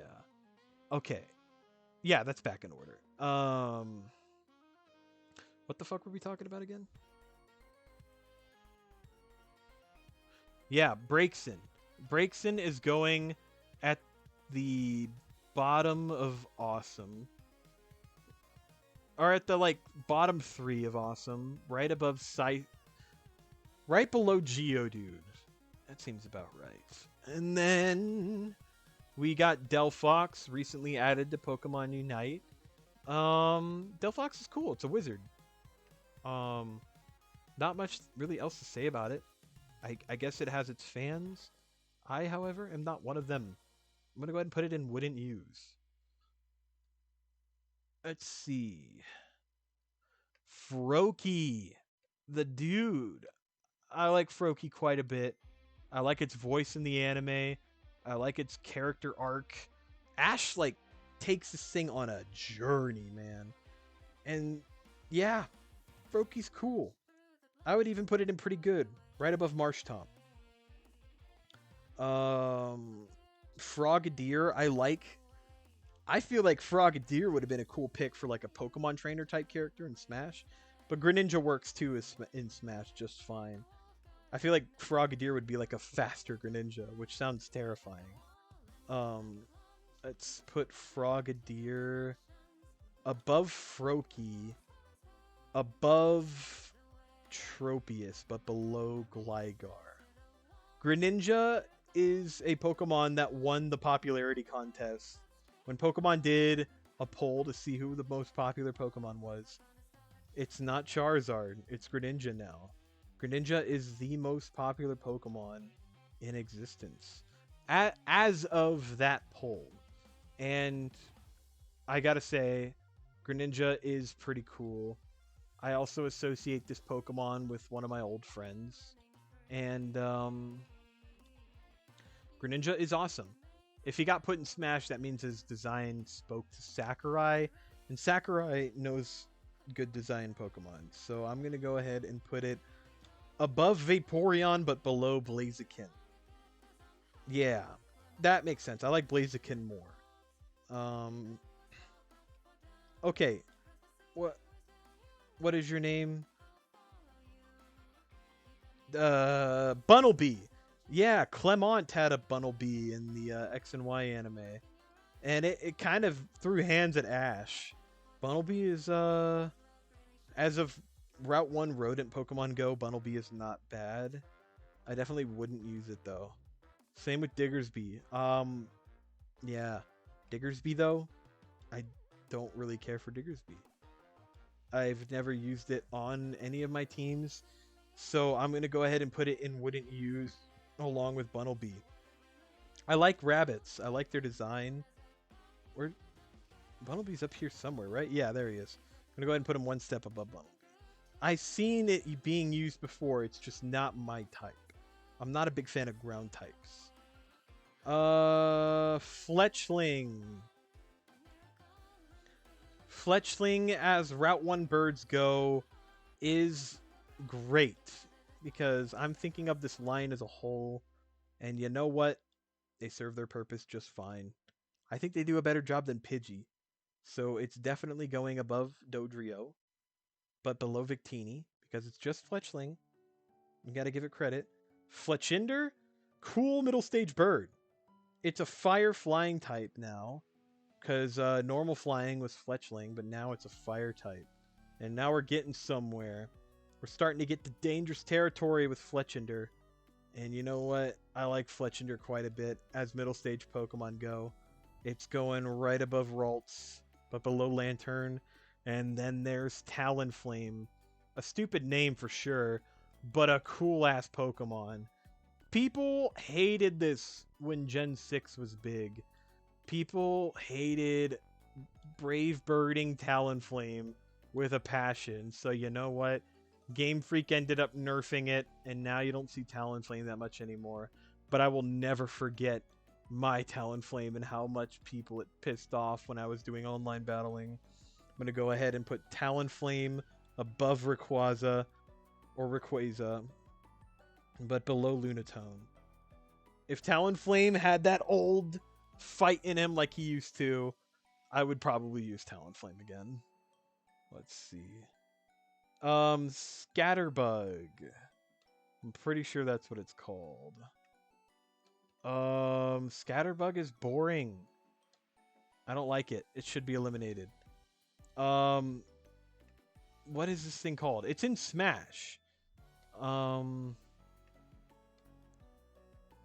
It's funny that I don't know its name. It's gonna go right there in uncool because of that. I'm gonna remember it sometime.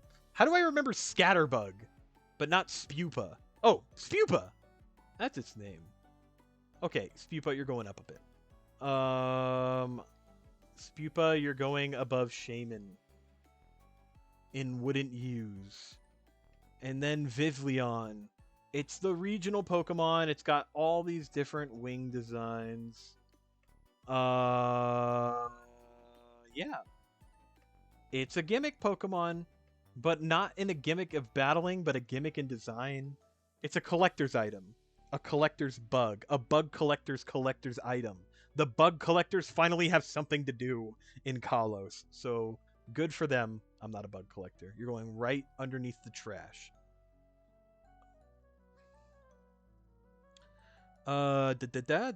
Litleo. He's a cub. It's little Simba, dude. It's cute. Not much else to say about it. It's a cute little cub, and it's pretty good. I'm gonna go ahead and put it right above Skiploom, but below Kabuto. Pyroar. One of the Elite Four members have this. It's Malva from Team Flare, or former Team Flare member uses a Pyroar. The female and male variants look different. I like the male one more because of its cool looking mane. It looks like you can mount it on a wall. I'm not going to chop off Pyroar's head though because I would use it. It's a fire normal type, which is kind of lame. I kind of wish it was a different type combination. Even pure fire would be pretty cool. But as it stands, Pyroar is better than Quilava, for sure. Pyroar is cooler than Gabite. Yeah. So I'm going to put it below Ralts, but above Gabite. What's next? Flabébé. Flabébé is, it's a thing. They had a whole freaking episode in Journeys based around Flabébé trying to find a flower. And god dang it, Go's Flabébé was so cute. I couldn't help but like it. So I'm going to go ahead and put it at the top of Wouldn't Use, right above Cobalion. I think I saw... Yeah, look, that's AZ's Floette.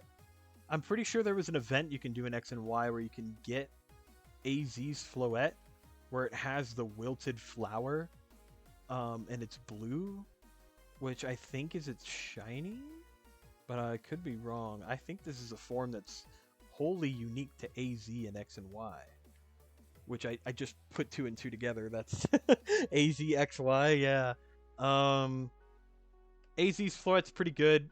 It's a pretty good backstory for it, too. I'm going to go ahead and put it right above Haunchcrow. And then, you know what? Let's just count that as ranking regular Floette, too. I'm just going to go ahead and put Floette right there. Florges. A grass fairy type. The better grass fairy type. I really like Florges. I had it as a part of my main team in X and Y, and I think it was during my second playthrough where I used Florges, not my first. And fairy types are a force to be reckoned with, and they still are. Florges is pretty awesome. I'm gonna go ahead and put it right above Masharna, but below Giratina. Oh, Skiddo. Skiddo the Kiddo. They're back for Gen 9. That's pretty awesome. Skiddo is a pretty tight Pokemon. I sometimes associate this with being a Gen 7 Mon because it comes back in Sun and Moon and it has like a pasture and everything. But it actually started in Kalos, which I forget about sometimes. I haven't played X and Y in a long time. I'd say it's pretty good. I'm gonna put it above Dwebble, but below Azelf. And Gogoat, the first Pokemon, not counting Surf, that you could ride in the overworld. Yeah, Gogoat paved the way for Gen 7 to be as successful as it was. And I respect the fuck out of Gogoat for that. We're gonna go ahead and put Gogoat in I would say the bottom of awesome. Right below Conkeldurr. Yeah, he deserves to be an awesome. He, she, it, they. Oh, yep, we're at my favorite bear! Pancham. Pancham and Pangoro. These are my favorite bear Pokemon, bar none. Well, actually, there is a contender, but I really like Pancham. I like his attitude, his personality. I like the little leaf in his mouth. Dark Fighting is kind of a bad typing when you think about it, but it's cool. And you know what? Pancham is going pretty high up. I like Pancham more than I like Archeops. I like Pancham more than I like Meowth. Pancham's going all the way up there. You know what? It's going right above Slowbro and underneath Krogunk. It's at pretty good, almost at awesome. Because you know what? Pangoro, you know what? As much as I want to put it in Designed Without Flaw, there is another bear that came to mind that I like more than it, which means that Pangoro is going into high friend tier, but not quite SSS tier of Designed Without Flaw.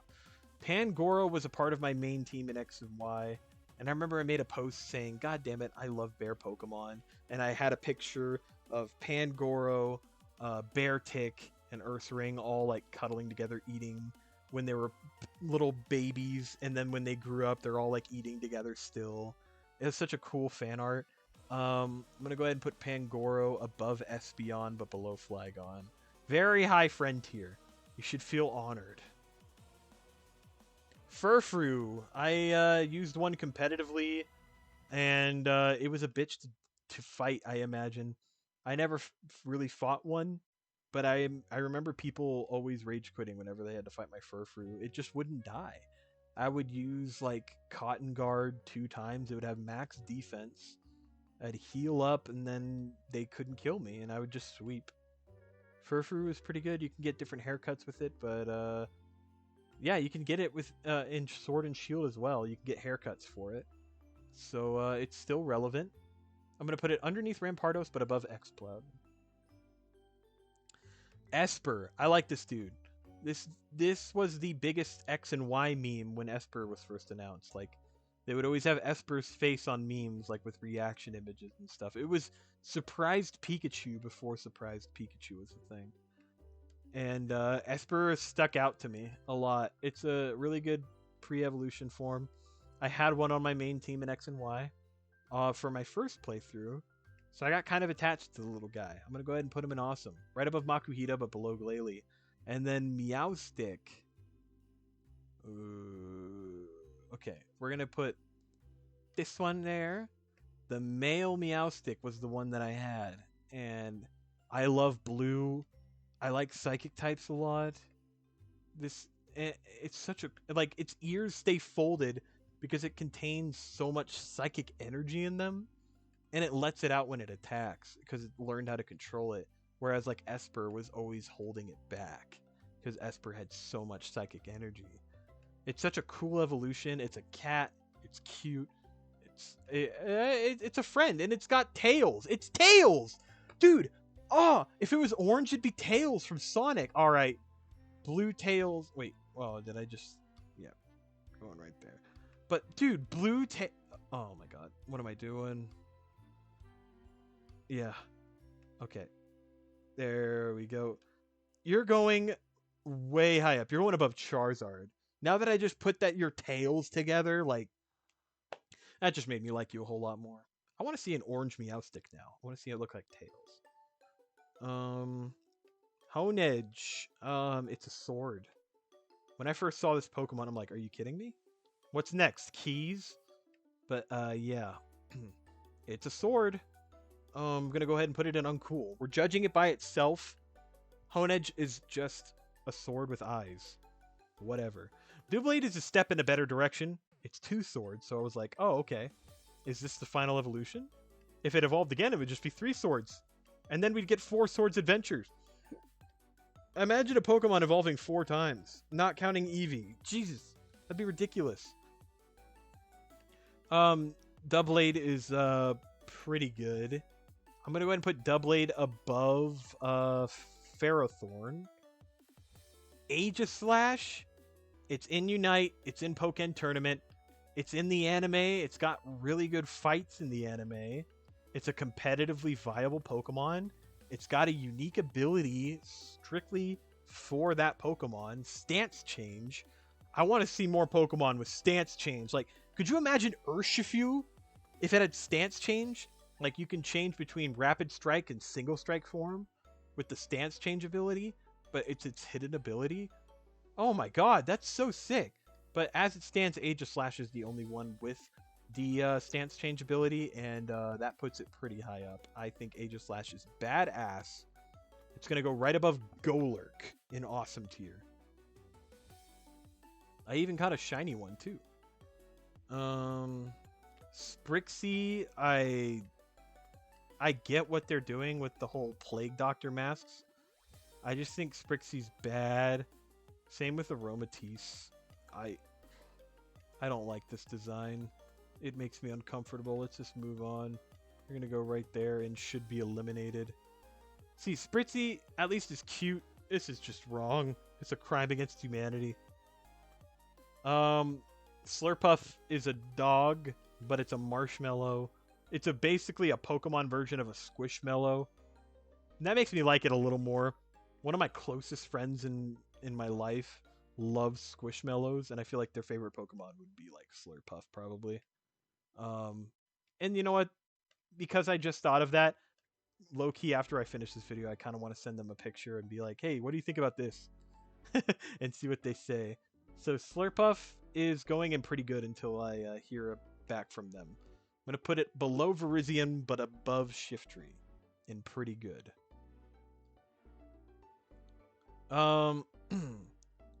Wait, this is Slurpuff.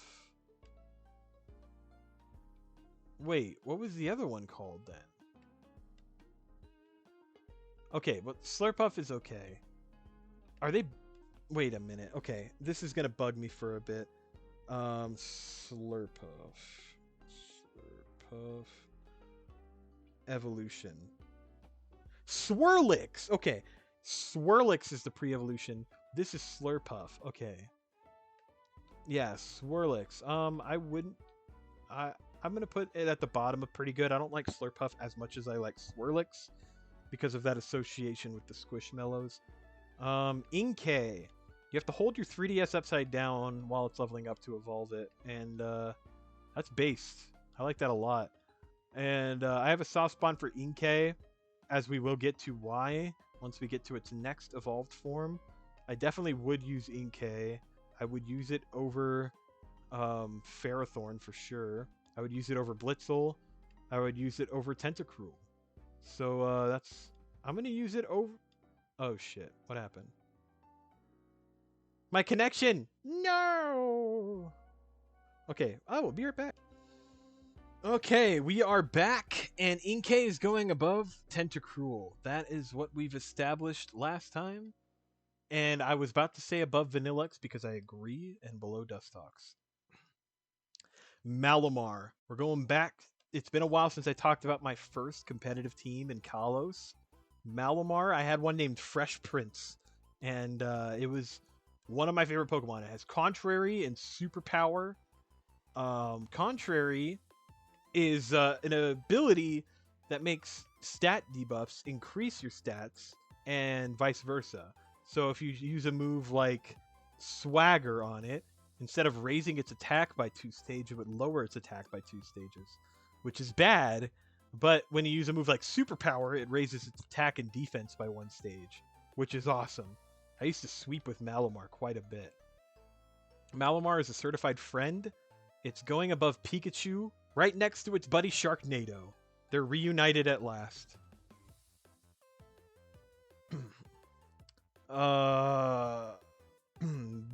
Binacle. Reminds me of Bionicle when I say that name. I don't like it. Should be eliminated, just like all barnacles. This one of my first few shinies in Sun and Moon. Barbaracle. It's an okay Pokemon. Rock and Water is not that good of a typing. I would put it in Uncool, right above Electric, but also above Swanna, but right below Elekid. Skrelp. I forgot this was a Kalos Pokemon. Skrelp and Dragalge give me, like, Gen 7 energy, you feel? But, yeah, we're ranking this as a base poison type. I'm going to go ahead and put it in Uncool as well. But Dragalge, man, why doesn't this Pokemon get gassed up more? I gotta be the one to do it. Poison Dragon, that sounds a lot like Eternatus, which we'll get to later on. But Poison Dragon's such a cool typing. And yeah, I like that it's a dragon type that only has 1 evolution, which makes it super easy to get to its final form. I'm super happy about that.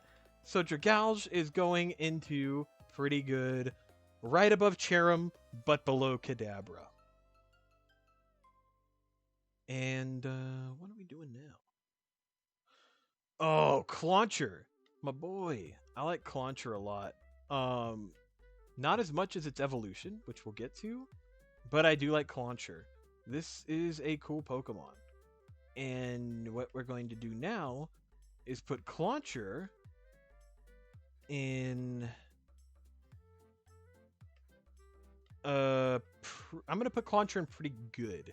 I think very highly of its older brother. I'm going to go put it right above Luxio, right above Gold. Wow, it's actually going even higher than that. Right above Wartortle, but below Alola. And here we go. The moment of truth. Clawitzer. One of my favorite water types of all time. You have no idea where it's going, but after I said that, you can guess where it's going to end up. This may take a while because I have to scroll quite a bit. There's a lot of Pokemon, Jesus Christ. But yeah, I think Clawitzer is a badass Pokemon. It's got an ability that boosts pulse moves, so you can give it or like you can use Water Pulse, Dark Pulse, Heal Pulse, Aura Sphere. Like, it's such a cool Pokemon. Clawitzer is going right above Electrode. It's designed without flaw. Right below Gliscor. Helioptile. When this thing was first revealed, I thought it was just going to be base electric, but it ended up being electric and normal, which I would argue is worse. It would have been cool if it was ground electric. That would have been interesting. But as it stands, I would pass this thing up in the wild. Heliolisk has Parabolic Charge, and that's a really good move. I wish more Pokemon could learn it, because it's such a good signature move on such a bad Pokemon. You know what? Now that I said it out loud, yeah, Heliolisk is bad. Yeah, it's not very good. I kind of want to move it above Rattata so that Shelmet can continue doing that. Let's see, where are we at? The fossils. So Tyrant was my first choice for fossils. I had it as a part of my main team because I like dinosaurs. And yeah, Tyrant's a cool guy, and it doesn't even take that long to evolve into its final form. It's only got one stage. So I would say Tyrant is pretty good. I'm gonna put it above let's see. I'll put it above Rampardos. I like it better than that fossil. Like its first form I like more than Rampardos. Because I like the T-Rex design. It reminds me of Littlefoot, which would be a great nickname for Tyrant, not gonna lie. Tyrantrum though, Tyrantrum's going up in friend tier. I freaking love this design. It's a king T-Rex or queen, depending on your gender. But like, god damn, it's just a dinosaur. And you know what? I'm like, why did it take 6 generations for them to just do a T-Rex? I'm glad they waited because like this thing in X and Y with the 3D graphics looks badass. Yeah, it's going in friend tier. You're going to go right above Steelix. I like you a lot. If only Rock Dragon. Rock Dragon is not a great typing.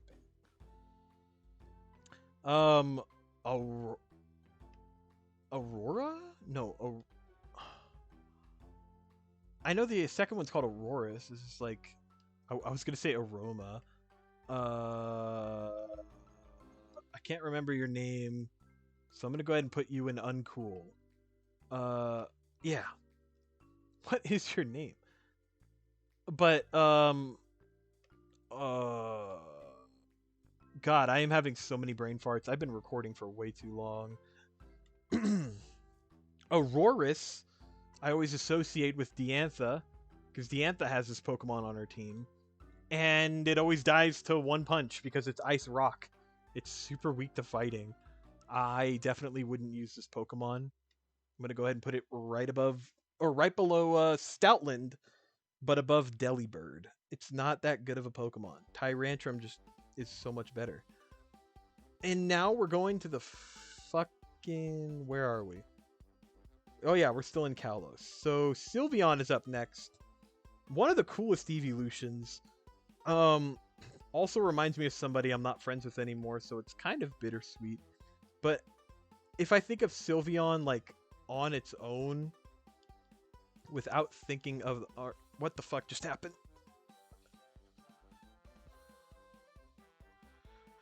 Okay. This tier list is going to be the death of me. Sylveon, where are you going? You're going to go into pretty good. Because I like Jolteon more. And Jolteon's an awesome. So Sylveon, you're going above...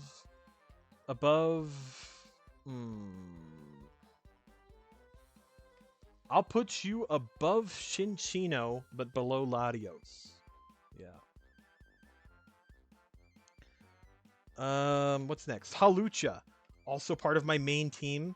This was the Pokemon that one-hit KO'd Diantha's fucking Aurorus.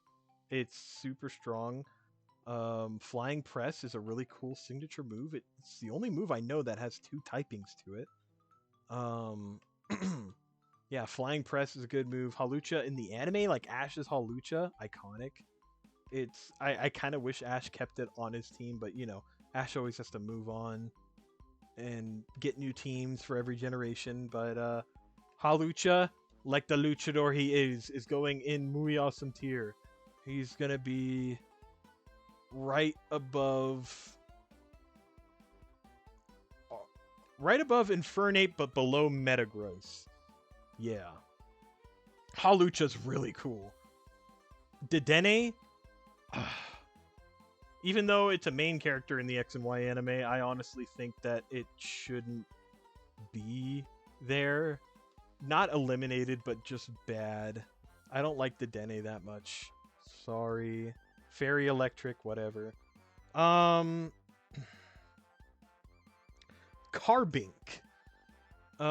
Carfax. Oh my god. Tier Maker's like trying to load this entire tier list right now. It's struggling to keep up. Carbink is boring.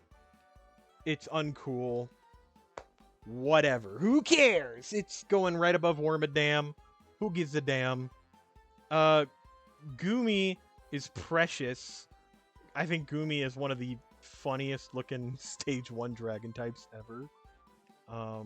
Gumi and well, actually, Sliggoo and Goodra got new forms in Arceus, and I don't know how I feel about them because I didn't use them, but I did use Gumi as a part of my main team because I was like, I want to get a pseudo legendary on my team, and Gumi is great. Gumi is going above Swalot, above Meganium, but below Pichu.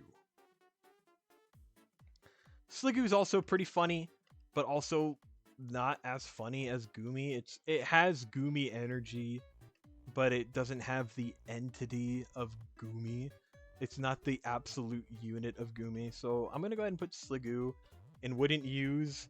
I would put an EXP share on Sliggoo and wait till it became Goodra, and then I would use it again. Because Goodra is an awesome Pokemon. Ash's Goodra in the anime was so cool.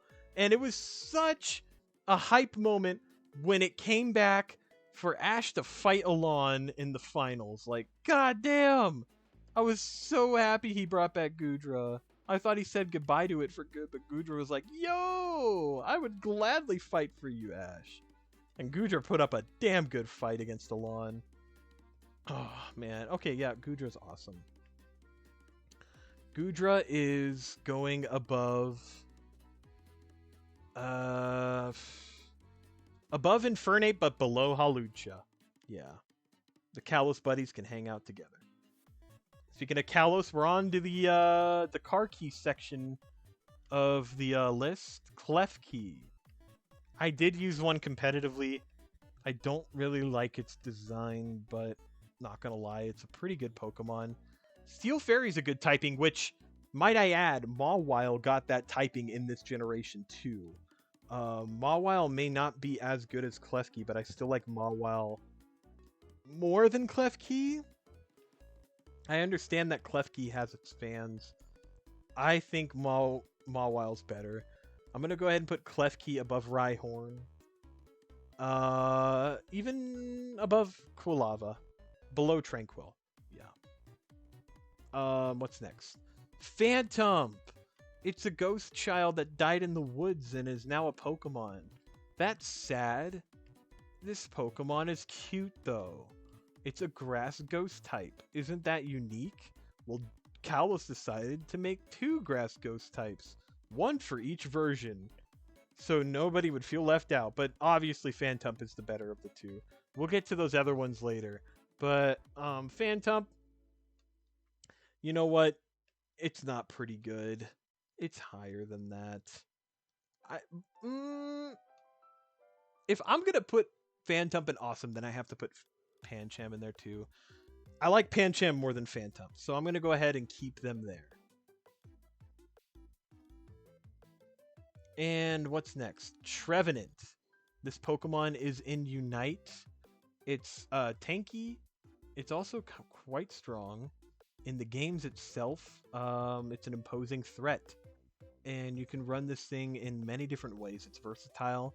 It's definitely one of the better grass types of this generation. If you do end up finding a Phantump, get it, because it evolves pretty early. Its move pool is diverse. Its TM learn set is pretty good. It's overall a very solid choice for your team. And just for that, I'm going to go ahead and put it in Awesome. It's going to go above Beartic, but below Haxorus. This is the other grass ghost Pokemon, Pumpkaboo and Gourgeist. Pumpkaboo and Gourgeist. Gonna be honest, I don't really care for these. I think Pumpkaboo is bad, and I think Gourgeist is a little better. It has a signature move called Trick or Treat.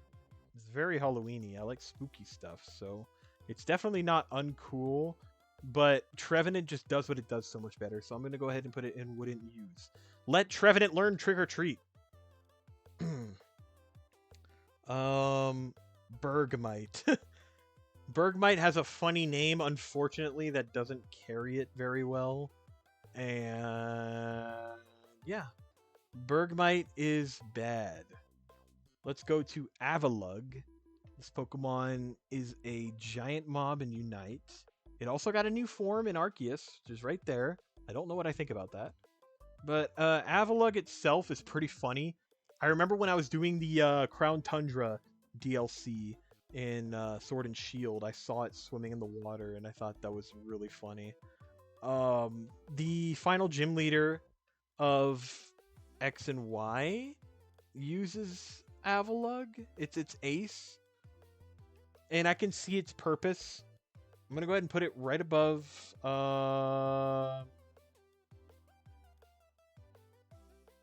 Right above Luminion, but below Drifloon. And now we are still in Kalos. Noibat. As far as Route 1 bats go, this is probably one of the worst ones to get because it's not that Noibat is bad, it's that it takes forever to become a Noivern. So you just have this stinky little bat probably up to your 5th gym before you get Noivern, which is not good. If it had a middle stage evolution, that would make it a little better. But as it stands, I wouldn't use Noibat. If somebody traded me a Noivern, however, hell yeah, I'm keeping it. I like a Noivern. It's a solid design, also part of my team in X and Y, and I unfortunately didn't get it traded to me, so I had to raise up that Noibat, so fuck that thing. But Noivern was well worth the wait, because Noivern is sick. It's a dragon flying type. It's a bat you get in a cave early on, and it turns into your dragon type. It's not a pseudo legendary, but it's a formidable dragon type. And it sounds like I'm gassing it up quite a bit, but it's not going into awesome. I think it's above Terrakion. I think it's above Pinsir and above Swinub. But Furret is gatekeeping. Furret will watch Noivern with careful eyes.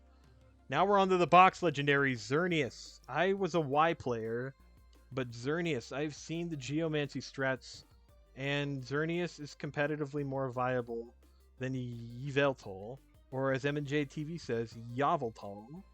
So, Xerneas? Ugh. It's a deer with pointy antlers, and they got colors on it. It's the Pokemon of life. In Yveltal, it's the Pokemon of death.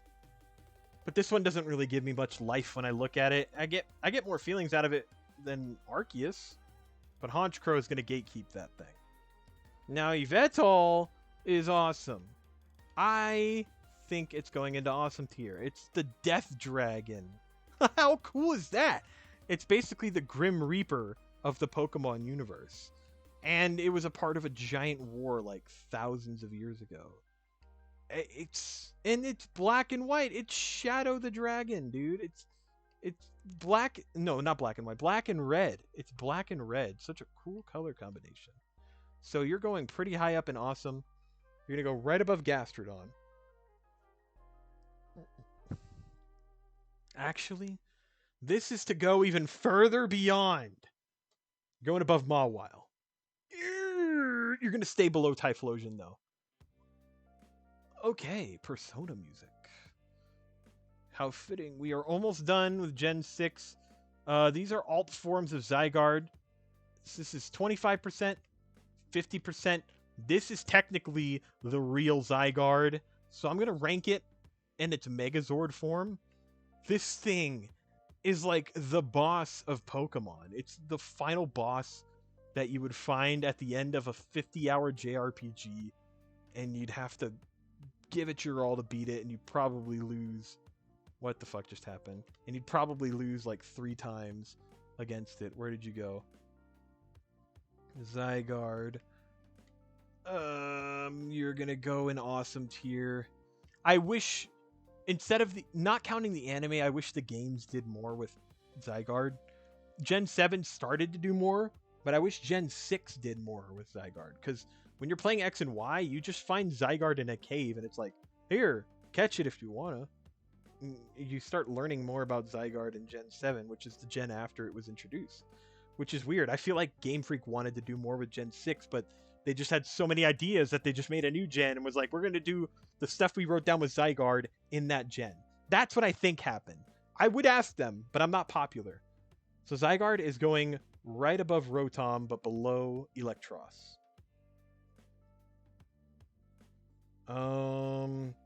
That's a Mega. So Diancie. A rock fairy type, the only of its kind. I think Diancie is quite cool. It's pretty to look at. It's got some unique movesets too. I think having the coverage with rock and fairy is pretty solid. Pun entirely intended. I think Diancie is going above.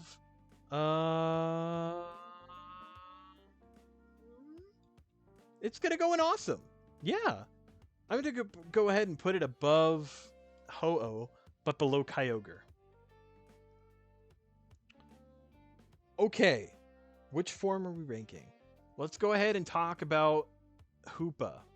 Hoopa was added to Unite, which was super surprising. Hoopa got its own movie. Hoopa Unbound is the form I'm ranking. I'm going to count it as Hoopa in its entirety. This Pokemon is weird. It's like the actual Genie Pokemon. Like, they saw what they did in Gen 5 with Tornadus, Landorus, and Thundurus, and they were like, you know what, let's just try the Genie thing again, but with Hoopa.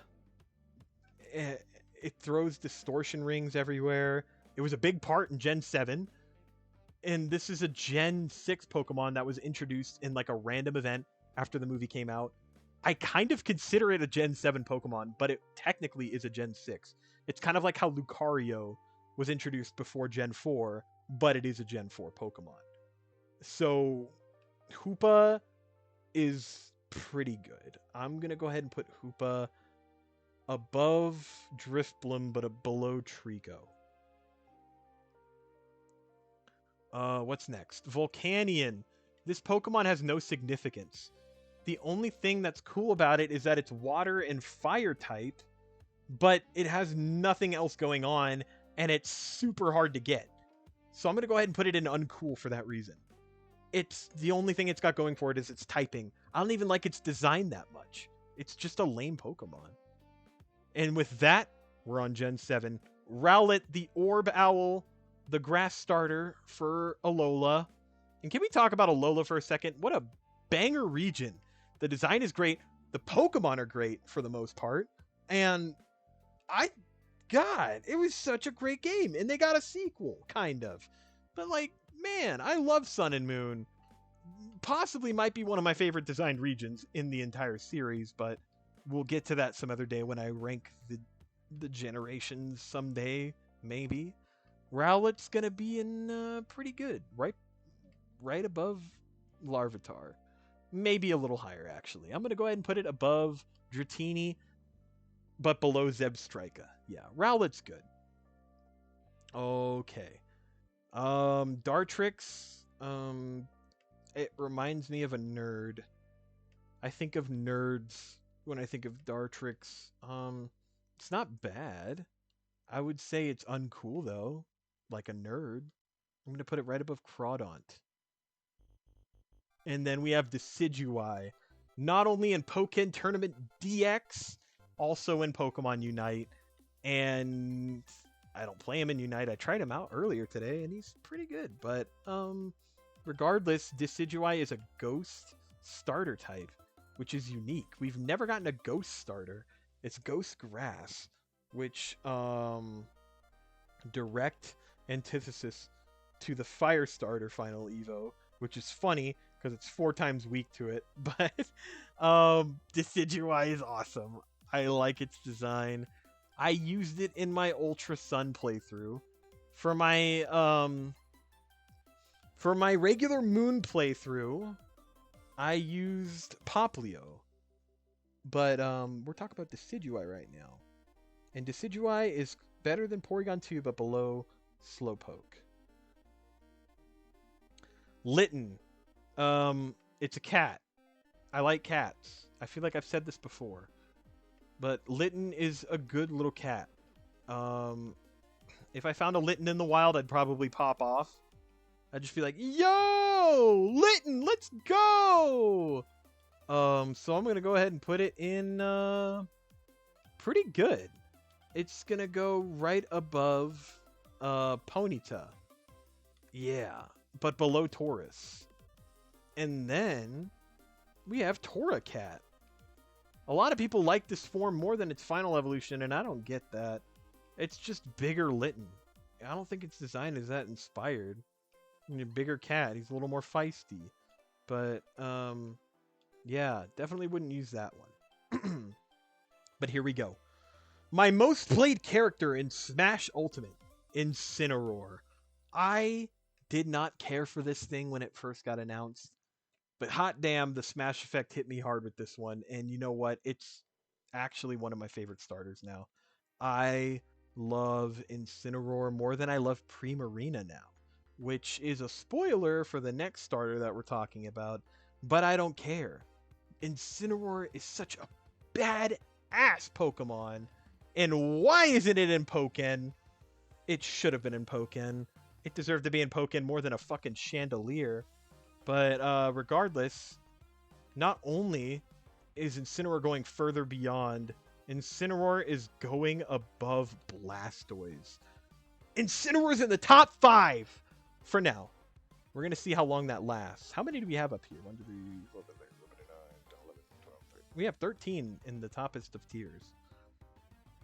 Okay, Poplio. Love this guy. I remember this was the black sheep of the starters when the 3 Alolan starters got announced. And you know what? I felt bad for the little guy, so I ended up picking him. And I was like, maybe the final evolution's going to be great. And it was. It's a fairy type. But as it stands now, considering how much I like Incineroar, Poplio's kind of faded into the background. But I will put Poplio above Wartortle, but below Clauncher, in pretty good tier. My opinion of it has dwindled quite a bit. What did I just do? Oh, Sawsbuck, you don't belong there. Let's go back in bed. Okay. And Brion. Okay.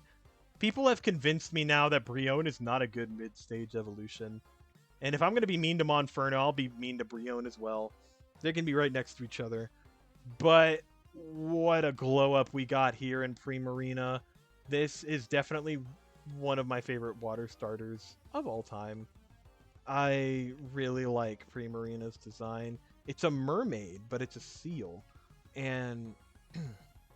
or an otter, I guess. But, like, regardless, a fairy water starter is something that you will use towards the end of the game.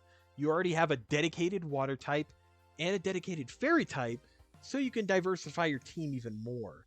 And I don't think they've ever had starter types this good in Gen 7. Like, in Gen 8, they went back to basics and had just pure grass, fire, and water types. But Gen 7 went all out and was like, we're going to give really unique dual typings for our starters. And I respect the fuck out of that for that. Okay, I thought my music stopped. So, where is Primarina going to go?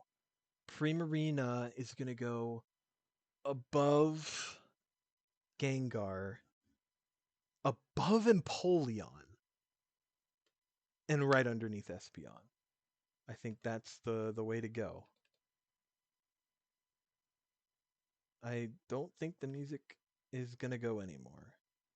That makes me upsetty. I will be right back. And we're back. And I got the music to kind of work again. We're going to play a new playlist. We're just going to play some Sonic music in the background. Sonic 06 preferably. Next up is Picky Peck. Dear God. For Starting Birds Go, I did use this on my main team because I was like, I want to see what it evolves into. Maybe it'll be cool. Was it? Let's find out. So, yeah. Picky Peck by itself. I'm going to go ahead and put it right above Gourgeist. I wouldn't use it. Trumbeak is a little better. It got the tropical bird vibe going. Once I saw this form, I was like, oh, that's going to turn into a toucan for sure. And I was right. Toucanon. It turns into that. I'm going to go ahead and put these two in the same tier.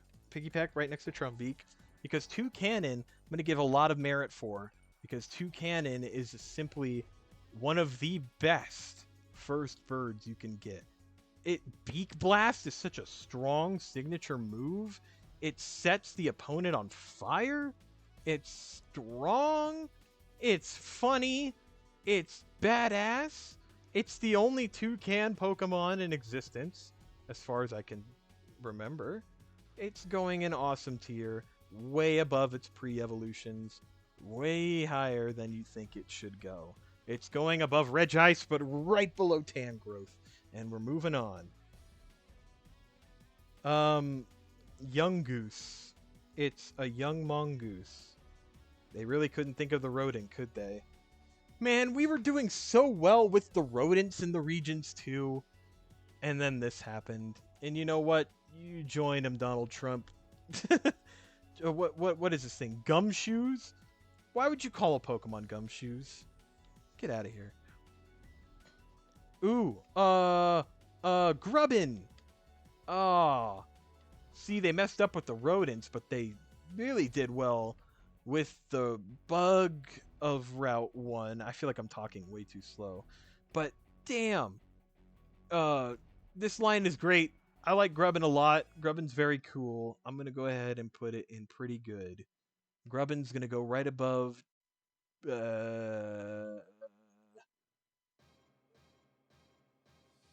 Curlia and right behind Lopunny. Charge-a-Bug. You could plug him into a wall and he powers up your house, dude. What a cool little bug. It gives you power. Your phone's low on battery. Charge-a-Bug's got ya. He can be your wall outlet. Yeah. I don't think that's how it works. He's like a power supply. He's like a little bus. That's Charge-a-Bug is wholesome. I like Charge-a-Bug a lot. Charge-a-Bug is gonna go below Larvesta, but above Loudred in pretty good tier. Yeah, Grubbin's right there, and Charge-a-Bug's a little higher. Which means that Vikavolt would be higher, you think, right? Well, kind of. Because I'm conflicted where to put Vikavolt. I had it as a part of my main team. It's a cool looking design. Electric bug type. It was a part of orange-haired kid's trial. And its speed sucks. I wish they buffed this Pokemon, but they never did. And because of that, I'm sorry. But Charge-a-Bug is just better. A Vikavolt got screwed over in the stat department, but its design is cool. So, but I wouldn't use it. I'm sorry. Crabrawler. What the... Crabrawler. Solid Pokemon. Yeah.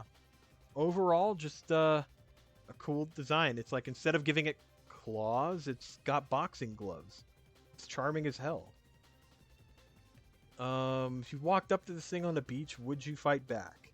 I don't think you would. I think you would just run. So Crabrawler is going in pretty good tier. I would put it above Magnezone, but below Bulbasaur. Okay, so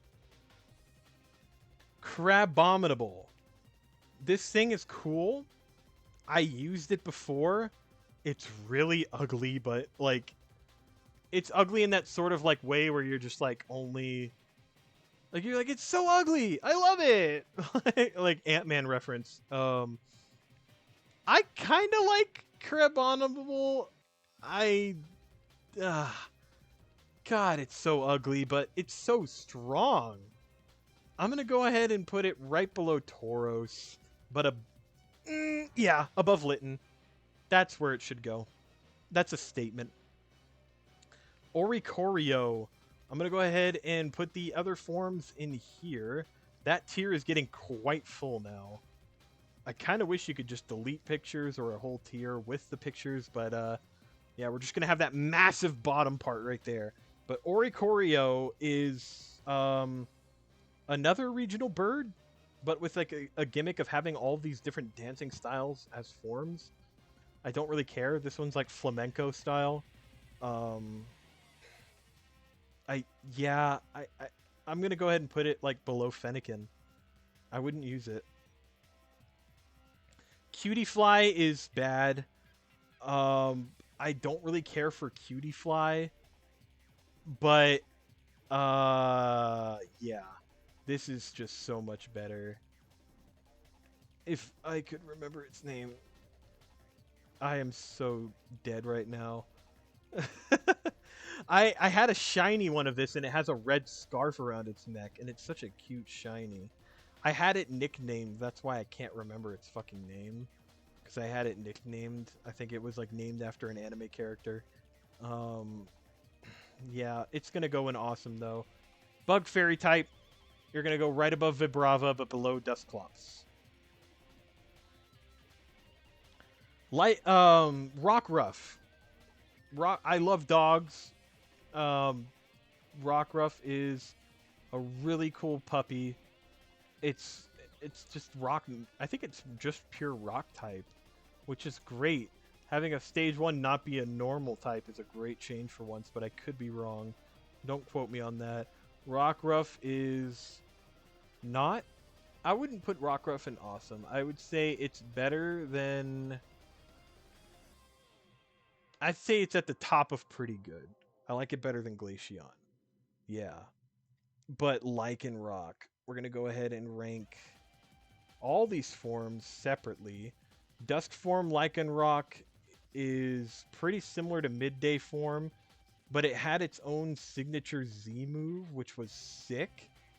Remember Z moves, man? Gen 7 does.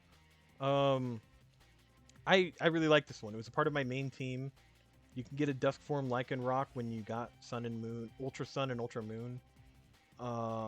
Yeah, this thing is really cool. It might be my favorite of the Lycanroc forms. I'm gonna go ahead and put it right above Chestnut, but below Marowak. And then we're gonna go to the Dusk form. I think that's what it's called. Uh, it's a mischievous little wolf. I'm not really a big fan of it. I remember I got one and I was just like, I want to go back to. I want to get the Midday form. Midday form's cooler, and I still agree with that. But it doesn't mean it's bad.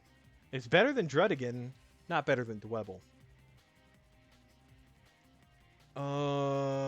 Midday form Lycanroc is about the same idea as Dusk form, so it kind of carries the same feelings I have. I like Dusk form more than Midday form, but Midday form is like the only really accessible one that you can get now. So I'm gonna go ahead and put Lycanroc, like right here, below Chestnut, but above Deoxys. Chestnut's surrounded by Lycanroc right now.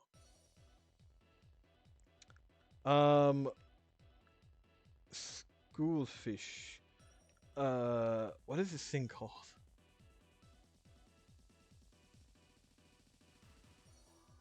It's a school of fish, and I don't remember its name.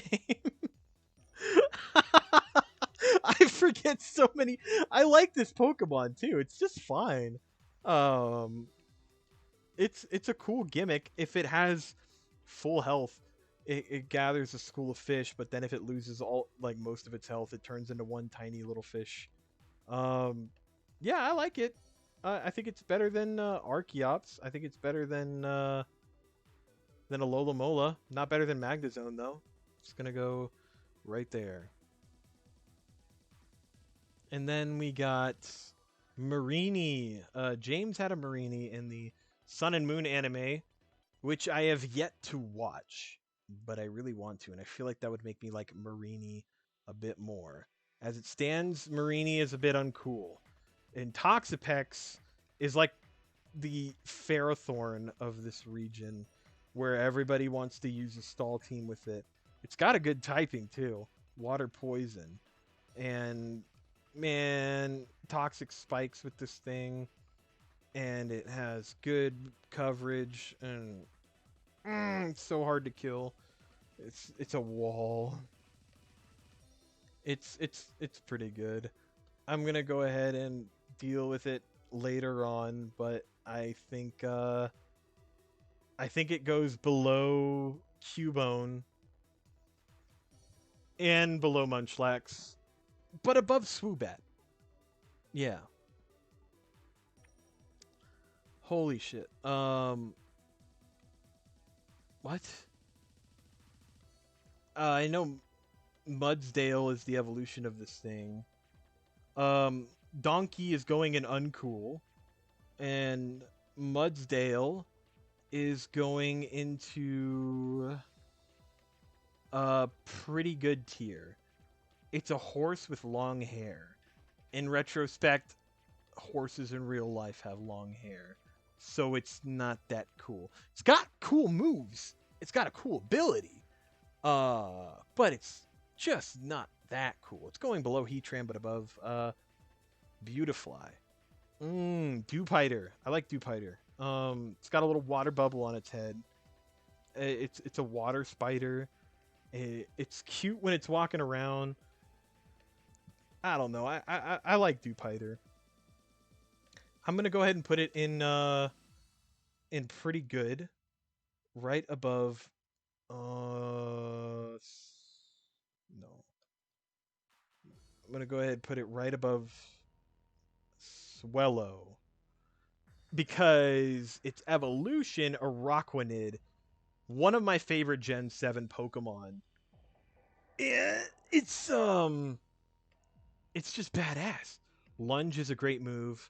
Water Bubble is a cool ability, and dude, its design and it's shiny. It makes all the blue parts red. It's so cool. I would say it's better than pretty good. Araquanid is going into awesome tier, above Venusaur but below Talonflame. Yeah, I like Araquanid a lot. Fomantis.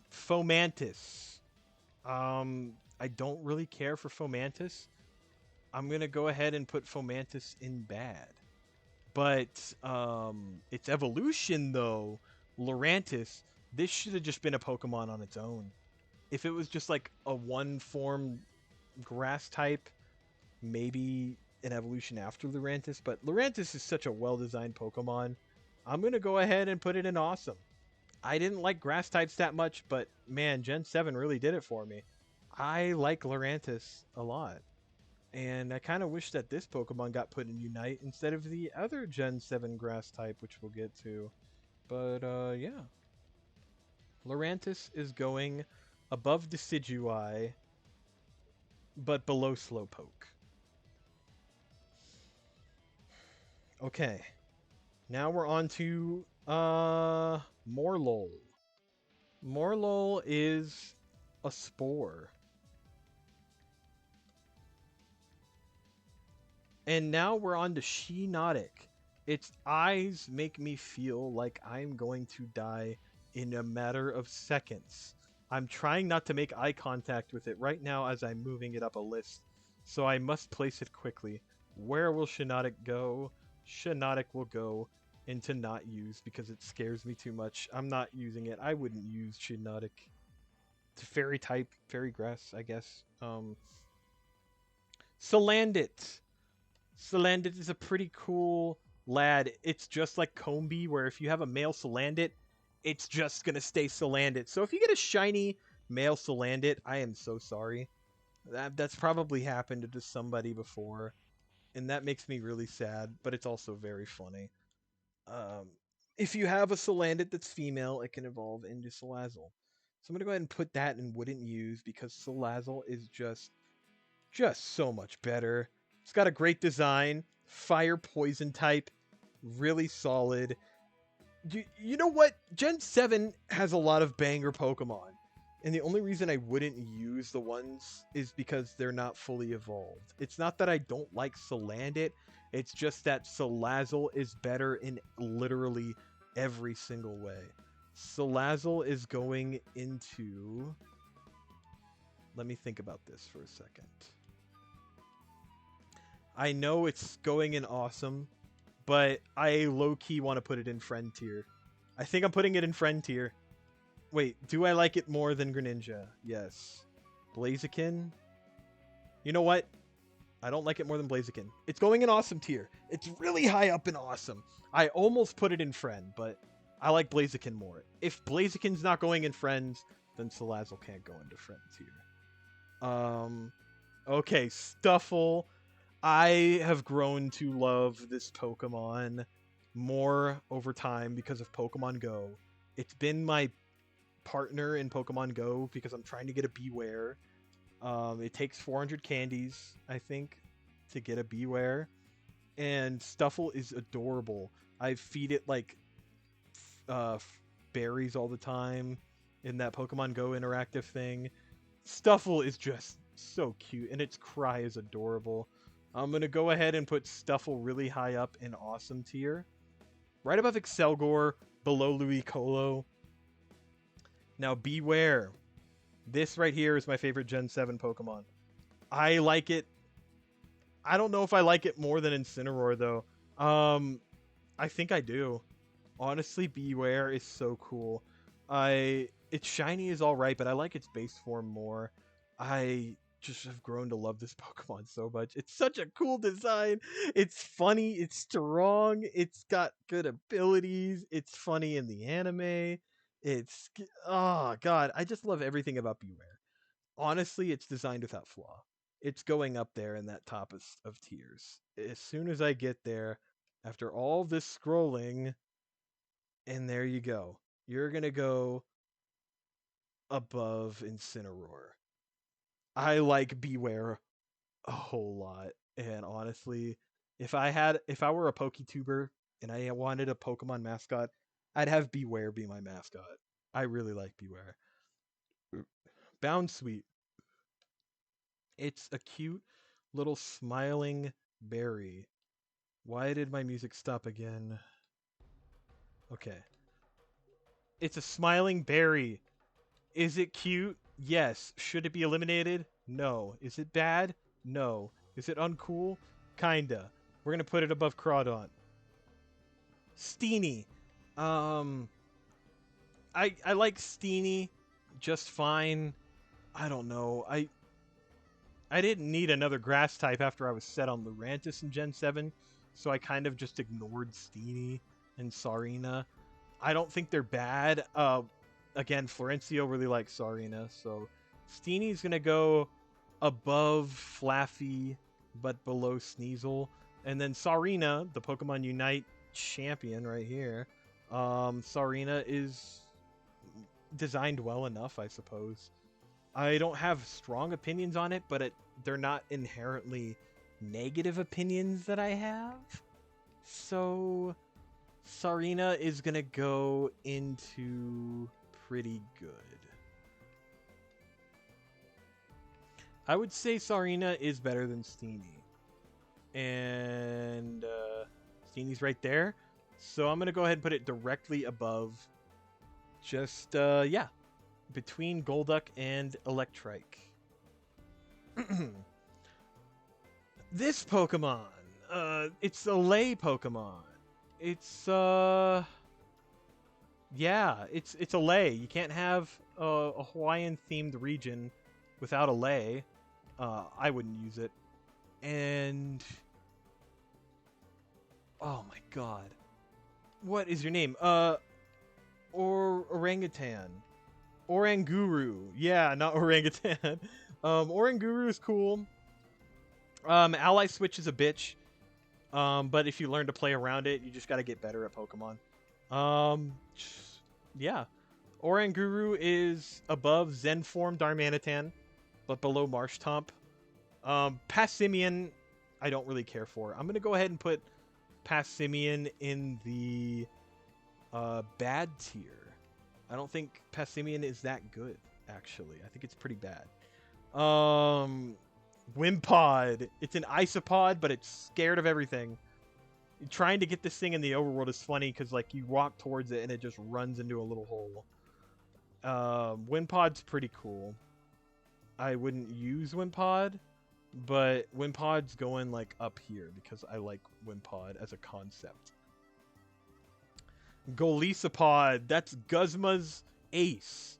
Guzma is the evil team leader of Team Skull, and Golisopod has the wonderful thing of making emergency exit a useless item for it, because its ability is basically a built-in emergency exit.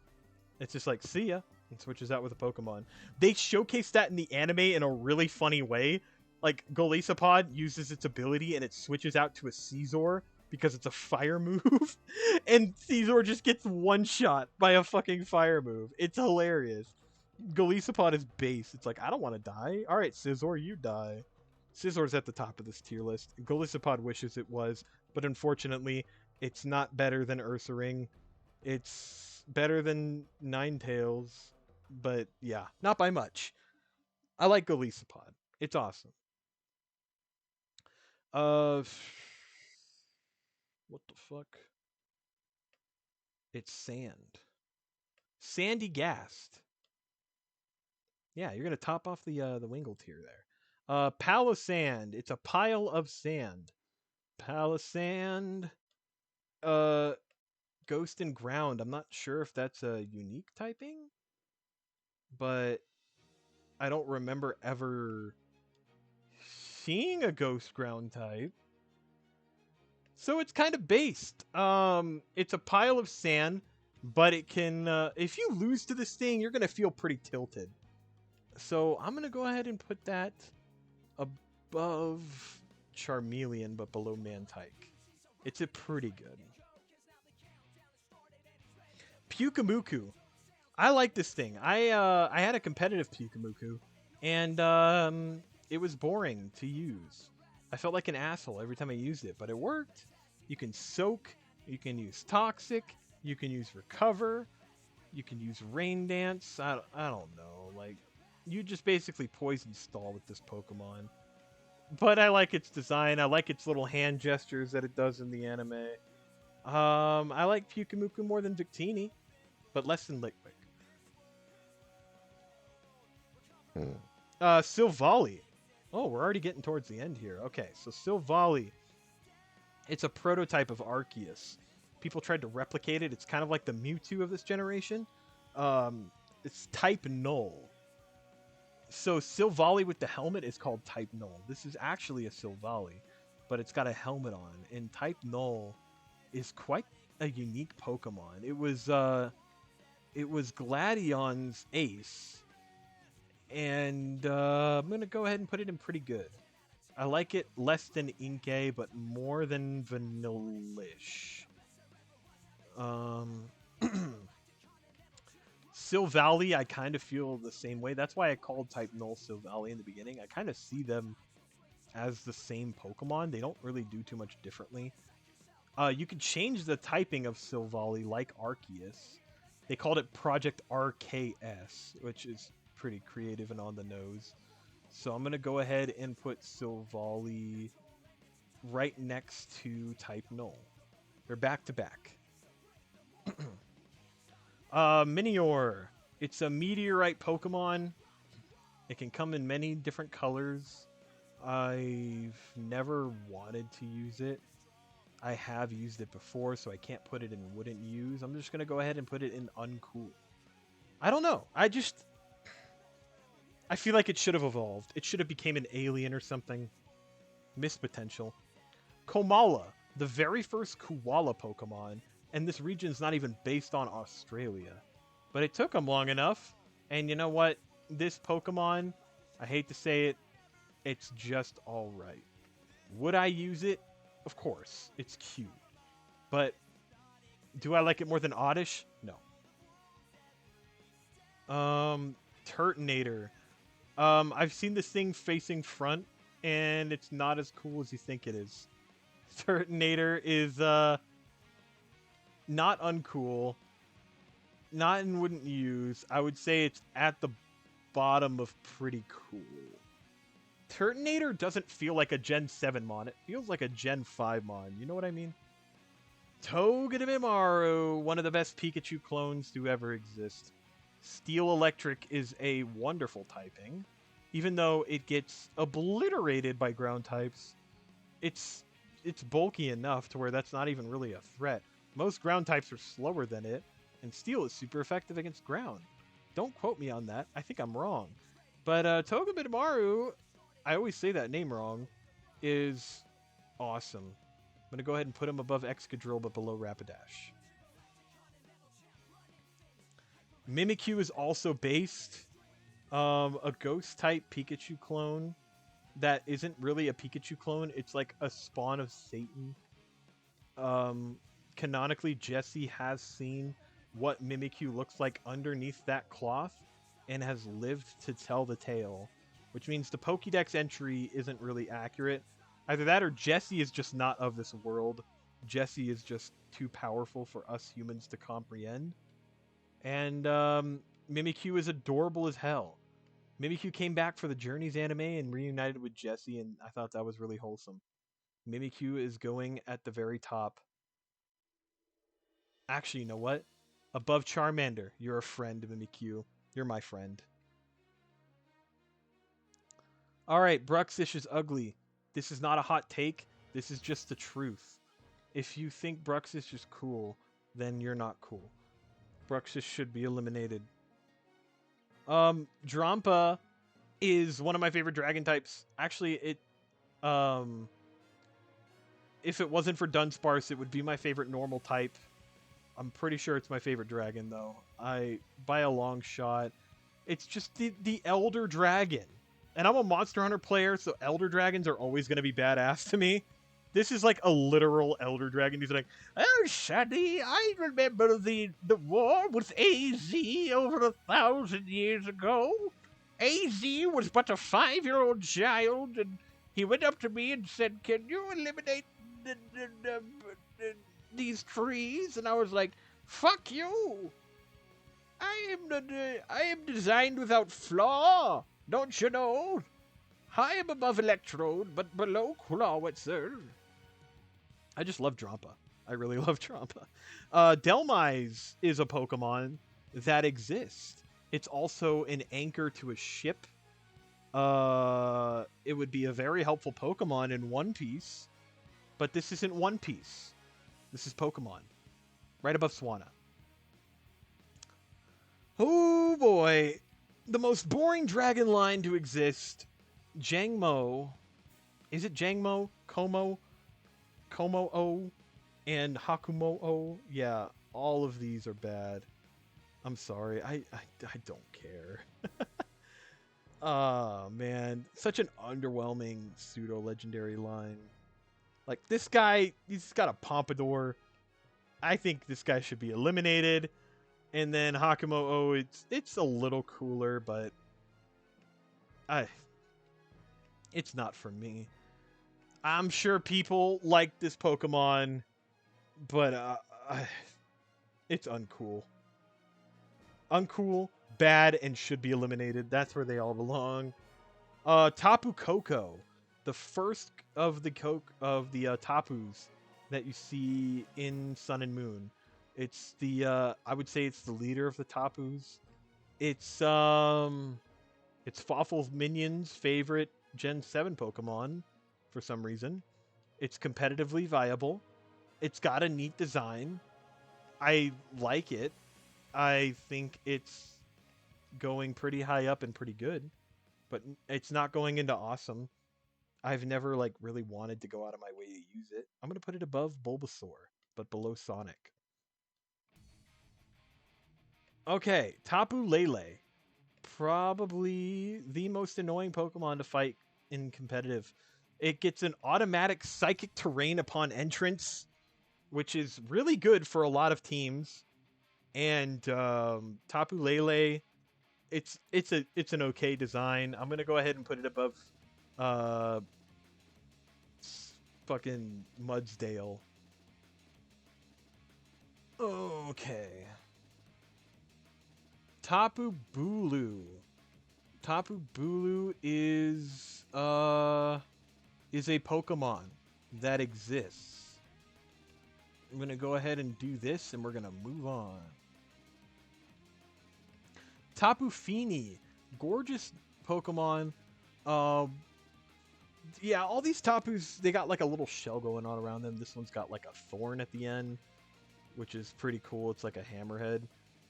Um, Tapu Fini is water fairy. And because it's water type, I kind of like it more than Tapu Koko. I don't remember where I put Tapu Koko. Oh, there you are. So I'm gonna go ahead and put Tapu Fini above Wailord. It's pretty good. It's not awesome. um, so I'm gonna go ahead and put these two. Like Nebby Cosmog is okay. I don't really know how to rank this thing. All it knows is splash and teleport, and it's bad. It's just bad. And Cosmoem doesn't fare any better. For some reason, it weighs like 1,000 pounds, which is really funny. And Lily can carry it around in her bag like it's nothing. But it's also bad. It only learns like cosmic power and teleport. And then it transforms into Lunala and Solgaleo. Solgaleo is a really cool steel. Is it steel fire? I think it's steel and psychic type. I'm not sure. I know it's a steel type for sure. Solgaleo's badass. When you're riding on this thing in the Ultra Wormhole and Ultra Sun, you feel like you could travel anywhere with this thing. Like it's a beast of the stars. It's a star lion. It's like what Earthring thinks it is. Like a star bear. You ain't no star bear. This is the star beast of the cosmos. Solga frickin' Leo. And even though I got Moon first, when I got Ultra Sun, I became a big fan of Solgaleo. So you're going right above Manectric, right below Shedinja. You're awesome. Lunala. Lunala's cool. Moongeist Beam is a cool signature move. Riding on this thing isn't as cool as riding Solgaleo, but it's still pretty neat. I would say Lunala is in pretty good. I don't think it's going to go into awesome. I want to keep Solgaleo and awesome away from Lunala. So Lunala is going below Tapu Koko, but above Bulbasaur. Ultra Beast. Okay. Nihilego. You're going to go into... Oh, I like how the back is transparent for it, of this picture. Nihilego is going into Uncool. I don't really care for it. Buzzwool recently got added to Pokemon Unite, and it is sick. It's a grappler type, and I love grapplers. It's kind of hard to use, but I like that. I like that it's a challenging Pokemon to use. Its design is funny.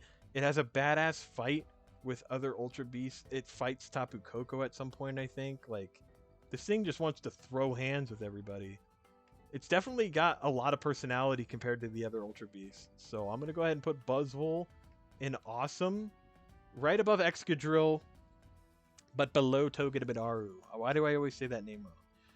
Togedemaru. There we go. Okay. The Lucamine Pokemon. I don't even remember your name. So I'm going to go ahead and put you in should be eliminated. Xurkitree, the Ultra Beast that I have used the most in Sun and Moon.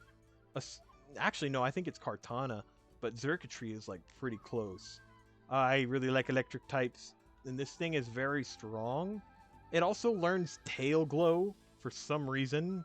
So if you like setting up, I mean, you got Beast Boost already, but Tail Glow just gives you like a +3 to start with, and then you can just sweep even earlier with it.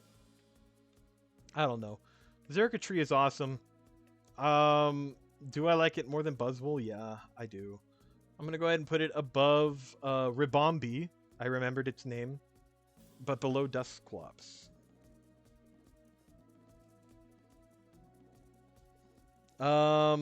Celesteela.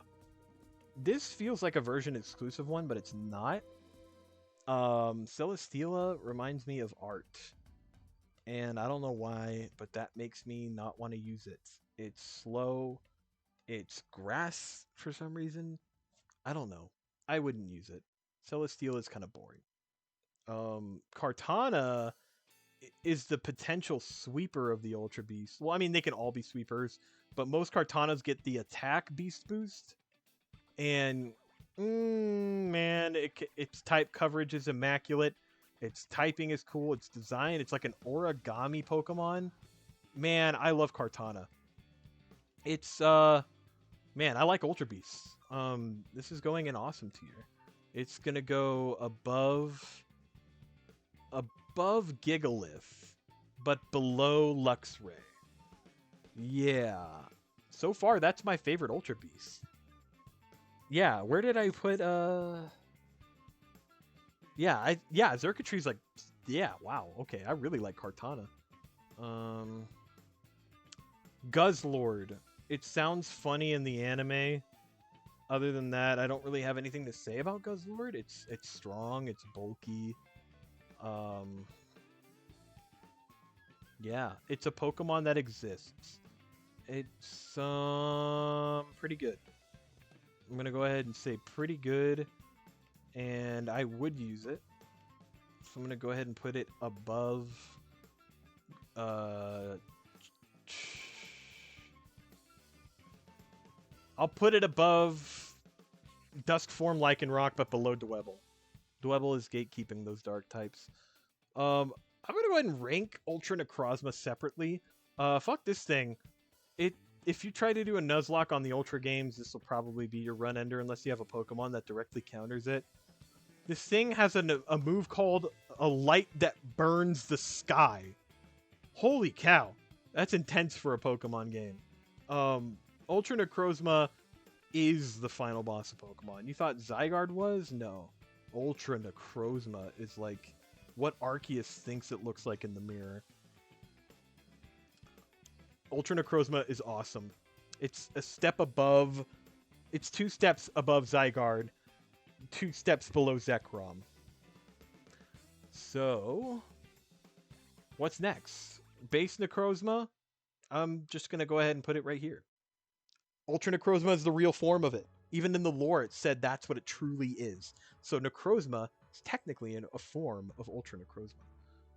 Magearna, never got to use this thing, but I did get one in Sun and Moon, but I wasn't bothered to use it because by the time it got distributed, I was kind of done with those games. I was just kind of shiny hunting. I wasn't really battling anymore. But apparently it's broken. Alpharad really loves this Pokemon because it's busted. I'm not really that big of a fan on Pokemon that are just busted, but its design is kind of cute. I'll put it below Combee.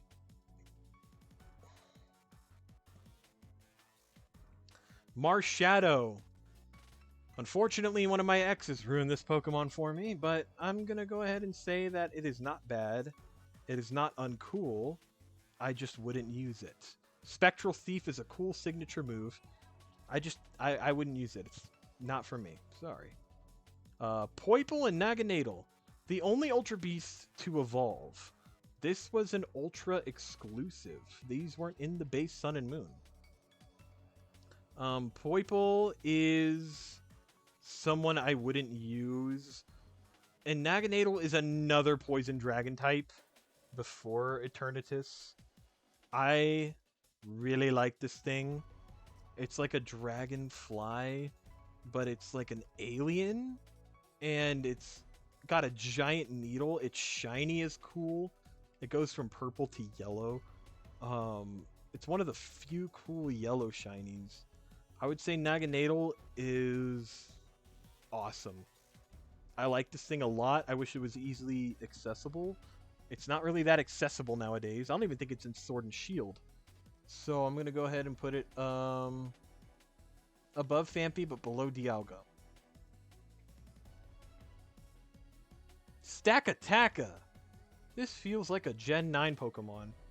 But it's an Ultra Beast. And it's an Ultra Beast that I would not use. So you're going to go right there next to Emboar. Blacephalon, I used to use this with my friend Taylor. He would use Blacephalon and I would use Flareon. And he would use Blacephalon's signature move where it throws its head and it explodes. And Flareon would have Flash Fire. and so it would boost Flareon's special attack every time you used the head explosion move. And we were able to get through the battle tower pretty easily with that. I like Blacephalon. Gives me good memories. It was, I think, a Sun exclusive. An Ultra Sun. Stack Attacker was Ultra Moon, I believe. Blacephalon is going below Misdreavus, but above Dust Noir. Zeraora. I hate fighting this thing in the Unite. I don't really know much about it lore-wise. I think Pokemon tried to make it the next Lucario, but it's just great value Lucario. Like, if you're broke and you don't have another option, you can get it. But that's the problem, is you can't really get it. It's a mythical Pokemon for some reason. It's not really that cool of a design either. I'm going to go ahead and put it, like, below Gramble, but above Hoothoot. I don't really like Zeraora that much. Meltan.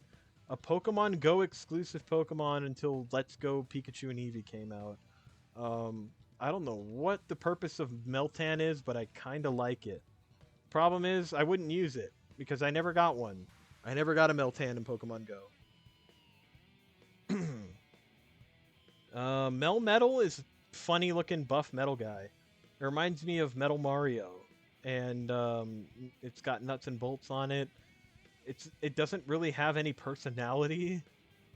So its likability is pretty low. It's given me mad Celesteela energy, but I kind of like it a little more, so I would say it's pretty good. I'll put it above Zenmo Darmanitan, but below Oranguru. Okay, we're on to Gen 8 finally. Grookey is pretty solid. Grookey's a good little monkey. Go's Grookey is pretty funny. I'm wondering if it's ever going to evolve, because it's kind of developed its base personality for Grookey. I don't ever see Go evolving it. He never uses it in battle. It's probably going to be like Ash's Bulbasaur. Grookey's pretty good. I'm going to go ahead and put it above Vanillite, below Jigglypuff. Thwackey is a really good middle stage evolution. I really like Thwackey. It's got spunk. It's got mad chimp energy. Really good, weird color. But Thwackey kind of makes it work. Yeah, I would put Thwackey above Trash. Yeah, there. And then Rillaboom is basically just Donkey Kong. So Donkey Kong itself is yeah, really cool. I like Donkey Kong. It's like Donkey Kong, but with green hair. He's going to like a weed festival. I couldn't think of a good joke. I've been recording for way too long. I'm starting to wear myself a little thin, but we're already on Gen 8. Might as well finish it. And I think I skipped the Alolan forms in Gen 7. Rillaboom is awesome. I don't think it's better than I'll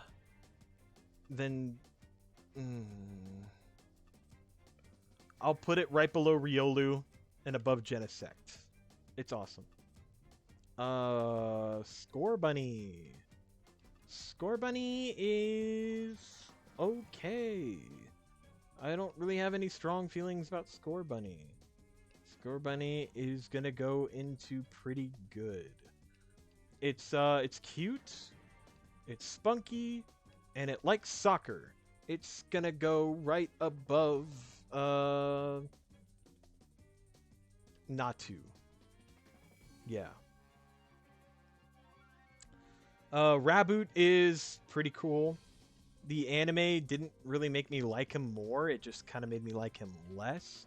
I kept wanting him to just stay with Go, and he was just being a little annoying bitch. So you know what? Because of that, Raboot's going in bad.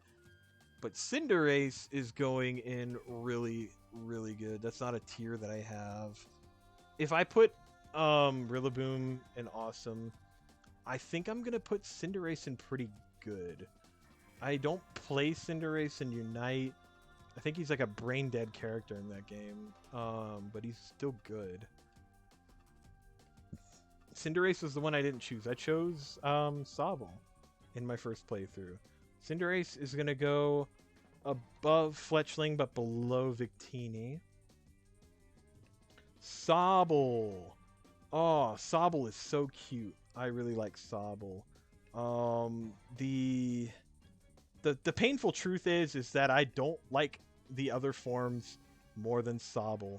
I think Inteleon is cool, but Sobble is definitely the best of the Sobble line. And Sobble was the reason I picked them. And they didn't reveal the other evolutions before the game came out. They revealed it way after. And God, I would have picked Grookey if I knew. But Sobble, I like Sobble a lot. Sobble is gonna go right above Misdreavus. No, that's too low. Right next to Stuffle, right below Stuffle, but above Excelgor. I like Sobble a lot. And then Drizzile. Where's Drizzile? There you are. I don't like Drizzile. It has little water fruits that it throws. I think that's pretty cool. But Drizzile is uncool. No matter how cool it thinks it is, it can't be Inteleon cool. Secret Agent Inteleon is here, and Inteleon is going to tell you that you're bad at video games. Inteleon seems like the toxic kind of character, and you know, Inteleon grew very tall. I have used Inteleon. It was a part of my main team. It's my level 100 in Sword and Shield. However, it's the more I think about it, the less I think I like it, but I still like it more than I like it more than Heatmore. I do like it more than Bulbasaur. No. Below Bulbasaur, but above Crabrawler. That's a good spot for Inteleon. Squovit and Greedent. Oh man, Unite has made these Pokemon so annoying. As for Sword and Shield itself, they're fine rodents. I think they're solid rodents for the game itself, but I'm gonna just try and ignore them in Unite, and I'll put Squovit in Wouldn't Use. I passed this thing up. It wasn't a part of my main team in the game, so yeah, I didn't use it. Greedent I would use. It's actually pretty solid competitively. It's very bulky, and Cheek Pouch is a really solid ability. Also a unique ability for Greedent. It's also funny when you shake a berry tree too much and Greedent pops out. I think that's hilarious. I'm going to go ahead and put Greedent in pretty good. Greedent is right there behind Cinderace, but above Fletchling. Rookie D. A bird that I did not want to pass up because it was a dark blue shade, and I knew that it had turned into Corviknight, so I had to get it. Rookie D by itself, though, ignoring Corviknight, if I saw this thing, would I get it? No. I wouldn't use it. I would put it like right there above Marshadow. And then there's this guy. What is your name? You have a cool design. Oh god, I don't remember your name. I'm gonna go ahead and put you in pretty good. I like your design a lot. Whatever your name is. I'm gonna go ahead and put you above Lopunny, but below Gothita. Or is it Gothorita? It's Gothorita, yeah. Corviknight. When this thing was first shown, I'm like, yo! I thought it was just like a Skarmory, where all you had to do was catch it in the wild. But no, it's the freaking Route 1 bird of the region. Such a banger design. Corviknight also has a Gigantamax form. And you know what? Considering how long this video's been, I'm not going to rank the Gigantamaxes. I'm going to go ahead and save that for another time. I might just do that on their own. Like, good lord, this video's long. Corviknight's going into Friends, but he's going to go right above Charmander, below Mimikyu. If you want to see Gigantamax rankings, let me know. I also skipped the Alolan forms. I'll save that for that Gigantamax video as well. We need to finish this up. So Galarian forms, I'll go ahead and leave out then too, since I'm leaving out the Alolan forms.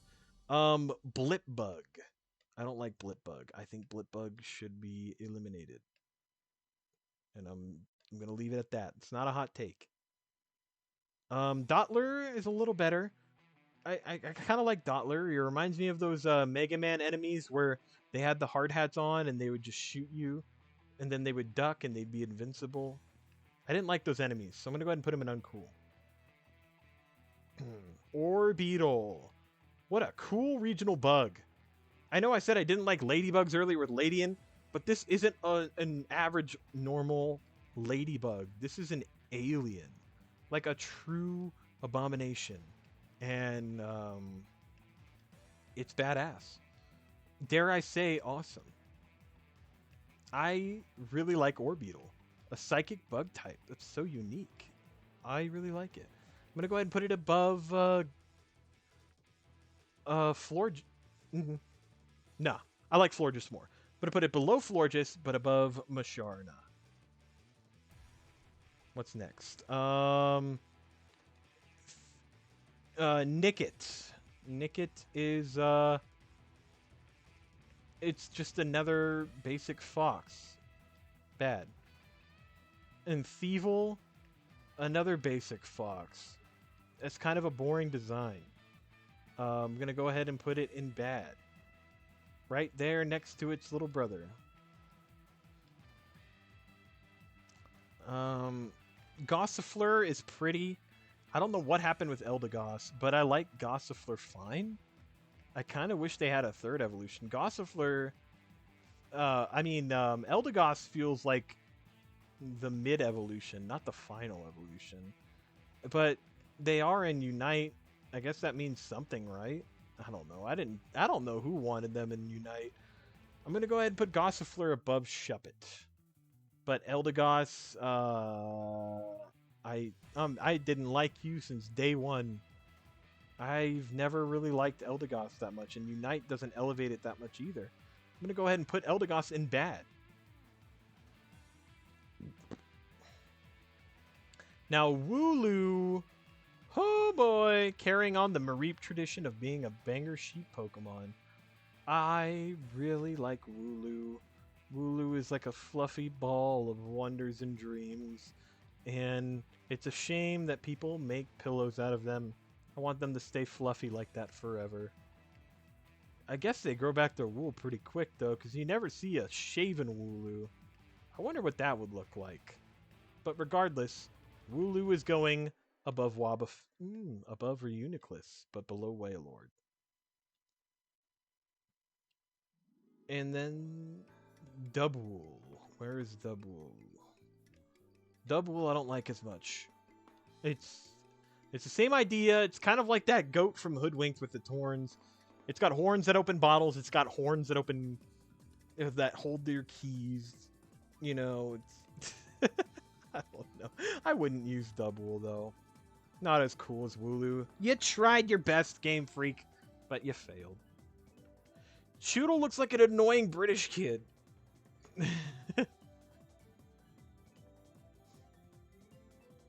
Dreadnought is cool. Everybody go for Dreadnought in Pokemon Unite, please. If Dreadnought is up, ignore Rotom. Go for Dreadnought. Dreadnought is cool though. It's a snapping turtle. It's a pretty basic design, but it's got Strong Jaw, which is an ability that Tyrantrum has, and that's cool. I'm glad they brought that ability back. Not as cool as Tyrantrum. I would say he's better than Wishcash, but below Sandile.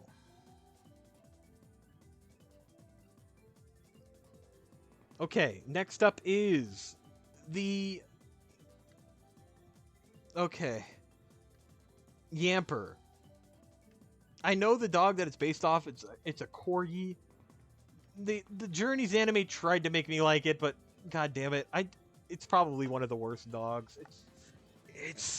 I don't like its color scheme. It's kind of cute, but yeah, Yamper's uncool. Boltund was a part of my main team though, and that made me appreciate Boltund quite a bit. It wasn't very bulky, but it made up for it in speed and attack, and it was a very solid electric Pokemon through and through. I think I even gave it Wild Charge at one point. It's pretty freaking strong.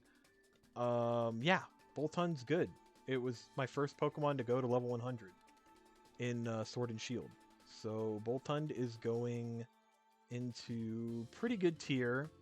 I would say above Chatot, but below War Turtle. Roly-Coly. I think it's alright. It's a pile of rocks with a wheel on the bottom. I don't know why they did a coal Pokemon, but I mean, it's a new idea. So that's gotta amount for something, right? I'm gonna go ahead and put Roly-Coly in Wouldn't Use. And I'll put Carcoal in Should Be Eliminated. I don't like its face. I don't like the way it looks at me. And Colossal is a pretty awesome Pokemon. It's not going to be ranked in awesome. I would say it's pretty good. Competitively viable. That's what makes it in pretty good. Otherwise, I'd put it in uncool. But it's one of the better fire rock types. And it's got the steam engine ability. So if it survives a water move, you're going to get pretty fast. It's going to go above Pyroar, but below Ralts.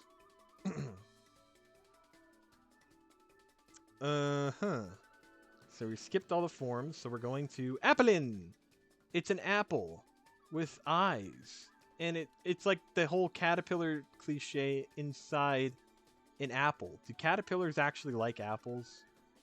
I feel like they do. But Applin is awesome. Not going in awesome. I gotta change my wordage, but above Vivillon, below trash. Okay, so Flapple and Appleton. We're gonna go ahead and move these both up right here. I was a shield user, so I'm gonna go ahead and keep Flapple right here. We're gonna rank Appleton by himself. So Appleton is adorable. It's powerful. It's Grass Dragon, which is a unique typing. I didn't think it would be a dragon type, but here we are. And it gives me Drampa energy, boosts it up a bit more. I'm going to go ahead and put Appleton above Luxio. Actually, a little higher. I'm going to go ahead and put him above Rampardos, but below Tyrant. It's a good Pokemon. And then we have Silly Cobra. It's a silly little cobra. That's a funny name, but its design, it's okay. I'm going to go ahead and put it in Wouldn't Use. Right below Deerling. And then there's Tornado. The Tornado, Sandaconda. What a cool name for a Pokemon. It feels like a Pokemon that fits right in with every Pokemon in every region. Like, it was designed by Ken Sugimori himself. And I really like Sandaconda. Its Gigantamax is really cool too. It turns into a freaking sandstorm. And I'm going to go ahead and put it above Swinub, but below Noivern. We're almost there, guys. I think. Cramorant. What a cool Pokemon. Gulp Missile is a unique ability. If you dive or use a water move, you get an extra attack on your next move. And if you get below half HP, the fish turns into a Pikachu and paralyzes the opponent every time you use an attack or you get hit. And pretty based. The fact that he decides to eat Pikachu that he finds in the ocean. I guess it was a surfing Pikachu that he finds. Great job, Cramorant. You're going in awesome tier. I'm going to go ahead and put you right below Goomy, but above Meganium.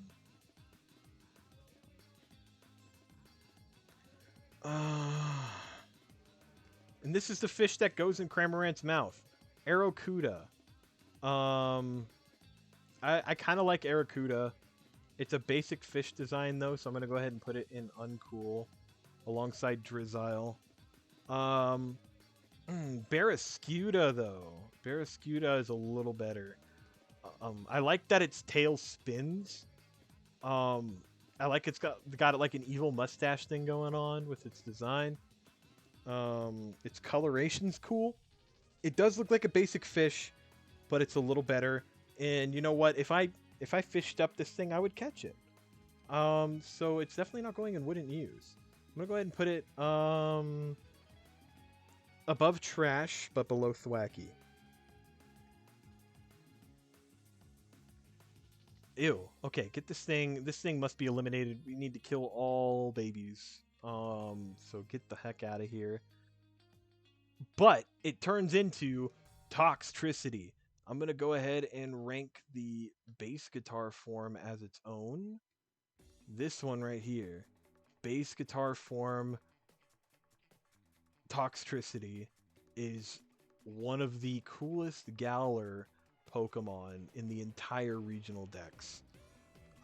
This is the one I used. I know a lot of people like the regular guitar form better, but this is the one I used, and this is the one that I'm ranking.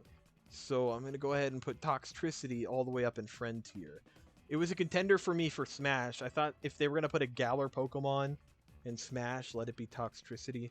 But they ended up adding no new Pokemon. So, for the DLC at least. So, that was a surprise. I thought Pokemon was almost a guarantee. So, yeah. Toxtricity is going up in friend tier. I'm going to go ahead and put Toxtricity right above Darkrai, but below Swampert. Swampert's a kind of a hard Pokemon to pass. Oh, dude. Mustached Caterpillar. It's a little bacon. It's kind of cute. Yeah. I'm gonna go ahead and put it in, wouldn't use. Oh, yeah, Scentiscorch. My favorite fire type of Galar. I really like Scentiscorch. And, I'm gonna go ahead and put it in awesome because it was a part of my main team. I used a Scentiscorch for a very long time, and it was Gigantamax too. A Gigantamax Scentiscorch that I found in the Dynamax den. So we're gonna go ahead and try and get this scrolled up as fast as possible. You know what? If I were smart, I would have like taken away all the scrolling and just placed them in pause and unpause. But like, I usually like talking about the Pokemon while I'm scrolling. It's like multitasking. Scentiscorch is going in awesome. Above Mareep, but below Altaria. Okay. Next up is Clobopus. He's gonna clobber ya. It's adorable. It's got Crabrawler energy. It feels like the same idea as Crabrawler, but with a little squid. It's like if Splatoon had boxing gloves as a weapon, this is what they would look like. I'm gonna go ahead and put that in wouldn't use. Grapploct has been elevated because of the anime, but I also really like it in Sword and Shield too. I don't like where its mouth placement is, but I mean, if you get over that, it's a cool Pokemon. It's got a solid design. And Jesus, man, if only it was water fighting. It's just pure fighting, though. It's not even a water type. That's so weird to me. Why wasn't it water fighting? But regardless of its typing, it's still pretty good. And I'm gonna go ahead and put it above Tapu Fini, but below Glaceon. And next up is Sinistee. Is that really what it's called? Sinistee? Is that what it's called? Sinistee? Okay. Sinistee is a cup. Do you like drinking? Well, don't drink this thing because it's bad and it'll poison you. This thing is, I've heard it's a bitch to shiny hunt because you can get either authentic or fake forms of it, and sometimes people even care about that stuff. I, however, do not care about this thing. It's a kettle of tea. It's a Pokemon that I certainly wouldn't use. Do not care for it. Hatena. I think Hatena's coming back for Gen 9, which is cool. It turned into another Gardevoir later on, which is Psychic and Fairy type. But that doesn't change the fact that this thing is really adorable. So you're gonna go in pretty good tier. I'll put you right above Komala. I'll put you right below not two, but above Oddish. I think you're a little cuter than Oddish. Hatchrim. For some reason, Alphared's crazy about Hatchrim. I don't get it, but it is adorable. I like the enthusiasm. I like the Pokédex entry. It'll silence you violently. It's a really good dex entry. I think I'm gonna go ahead and put it above Trash and above Arcanine, below Rhyhorn. And then we have Hatterene, the Gardevoir of Galar. Hatterene's really cool. I think that's all hair on its body, and it's got a really small and petite body underneath. And that's interesting. Interesting design choice, for sure. Where did you go? Did I lose you? Oh, no, there you are. I like Hatterene. I used it, but it wasn't a part of my team.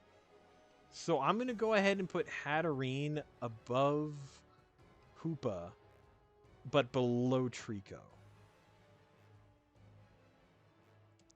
Okay, next up is this abomination.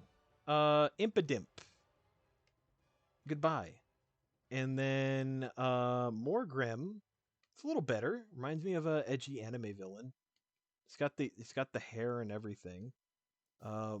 Morgrim is pretty cool. I wouldn't say they're uncool. It's a better mid-stage evolution than most Pokemon get. But it's going to go right here and wouldn't use because Grimmsnarl is right there. Let's go, Grimmsnarl. You were absolutely a part of my main team. I was like, you know what? After I saw Marnie's Grimmsnarl, I was like, I want one. And so I got one in the wild area. And I used it against Marnie. I hadn't even Dynamaxed mine, and I killed her Gigantamax one with my Grimmsnarl. It was hanging on for dear life, but it pulled through. And Grimmsnarl, man, you're such a cool Pokemon. I'm going to go ahead and put you in awesome. Right above Spiritomb, but below Executor. We're almost there. Next up is Cursula. So this is actually a new evolution for Corsola, which had a regional variant in Galar. It's based off of decapitated coral that people use like nets for fishing and stuff, and the coral would get decapitated under the sea, and it represents that. And that's pretty grim, but also very topical. I think Cursula is pretty sick. I don't like Corsola, but I like Cursula. And I like ghost types. I'm going to go ahead and put it above Palossand, but below Mantike. I'm not going to rank this version's Corsola, though, because that's a regional variant. Surfetched. Ash has a Surfetched in the anime, and it is badass. I really like Surfetched. I want to use one. If I ever do another playthrough of Sword and Shield, which is highly unlikely considering Scarlet and Violet are coming out, I would use it.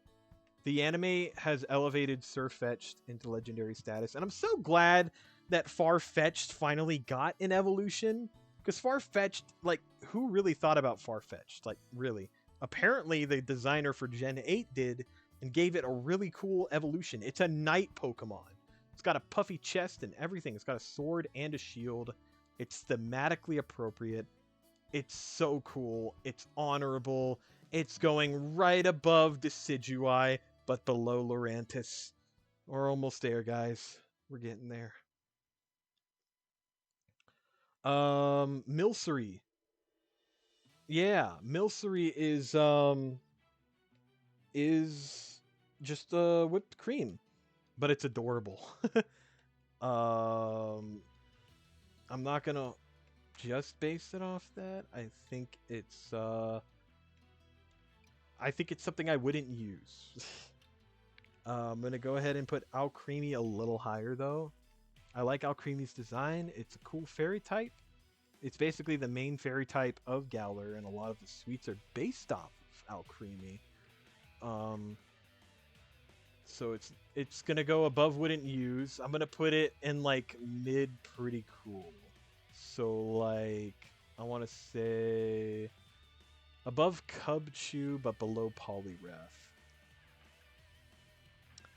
Oh, Phalanx. You catch this kind of later on in the game, and I switched out one of my Pokemon for it because I liked its design so much. It reminds me of Kirby. It's like Roman soldier Kirby's, or like Greek soldiers, like the Trojan soldiers. Um, Pretty cool. Wouldn't expect that in a UK inspired region, but yet here we are, and I like it a lot. It's fairly strong. Its signature move, No Retreat, is kind of a risk versus reward type move. It's more risky than rewarding, but it's still cool. It's badass when you pull it off. I'm gonna go ahead and put Phalanx above Hatterene, but below Trico. I'm gonna go ahead and ignore Mr. Rhyme. Pink Urchin. It's got a butt face. Okay, and Snom also has a butt face, but it does it better than Pincurchin. Feels redundant to have Pincurchin, Pyukumuku, and Snom all designed so similar to each other, but I mean, there's something about Snom. I've seen so much art of Snom, it's hard not to like it. I really like Snom. Snom is just a precious little bean, but I wouldn't use it, so it's going above Wimpod. And Frostmoth apparently is nothing to write home about. I think it's a beautiful looking design. And I really like that Melanie based her coat off of Frostmoth. I don't even think... I think she uses a Frostmoth. I'm surprised Frostmoth didn't get a Gigantamax form considering Melanie based her whole freaking design off of it. It's kind of like how Lucamine based her design off of Nihilego. Or Lily off of Nihilego. She dressed Lily like Nihilego. Yeah. Frostmoth is pretty good. I'm going to go ahead and put it below Cubchoo, but above Lantern. Okay, Stonejourner. I had Shield, so I'm going to go ahead and put that right there along with them. And Ice Cube was the version exclusive for Shield. Ice Cube is adorable. The anime makes it so funny. It gives me mad Psyduck energy when it has its cube on its head. It's just like floating in the water and just kind of like seeing where it takes it. And then if the ice cube falls off, it becomes like really cowardly. Very charming Pokemon, but just so strange. It stands out. But I like that. It's kind of like the Mawile effect where like no other Pokemon reminds me of it. Like I said, it has Psyduck energy, but it looks nothing like Psyduck. So I'm going to go ahead and put Ice Cube above Cramorant, but below Goomy. Let's see. Indeedee. That's male and female. Let's go ahead and rank the female form because it's more pleasant. And Indeedee is this region's Audino, but it's competitively viable. I've seen so many teams run like Psychic Terrain with Indeedee and like Follow Me or Trick Room or whatever. It's a very versatile Pokemon. I haven't personally used it, so I'm not going to rank it in awesome. I'm going to go ahead and rank it right above Camerupt but below Ditto. And then what's next? Morpeko, this region's Pikachu clone. Morpeko is Marnie's signature Pokemon given to her by her brother Piers. It can switch forms between normal and hangry. And it's the Pokemon that annoys Jesse and James and Meowth in the anime. It's Journey's version of Beware, apparently. I'm going to go ahead and put Morpeko pretty low and pretty good. Right below Oddish. I don't like Morpeko that much. What's next? Qfant. Is that its name? Yeah, Qfant. Fuck. I don't really like this thing that much. It's kind of uncool. Um,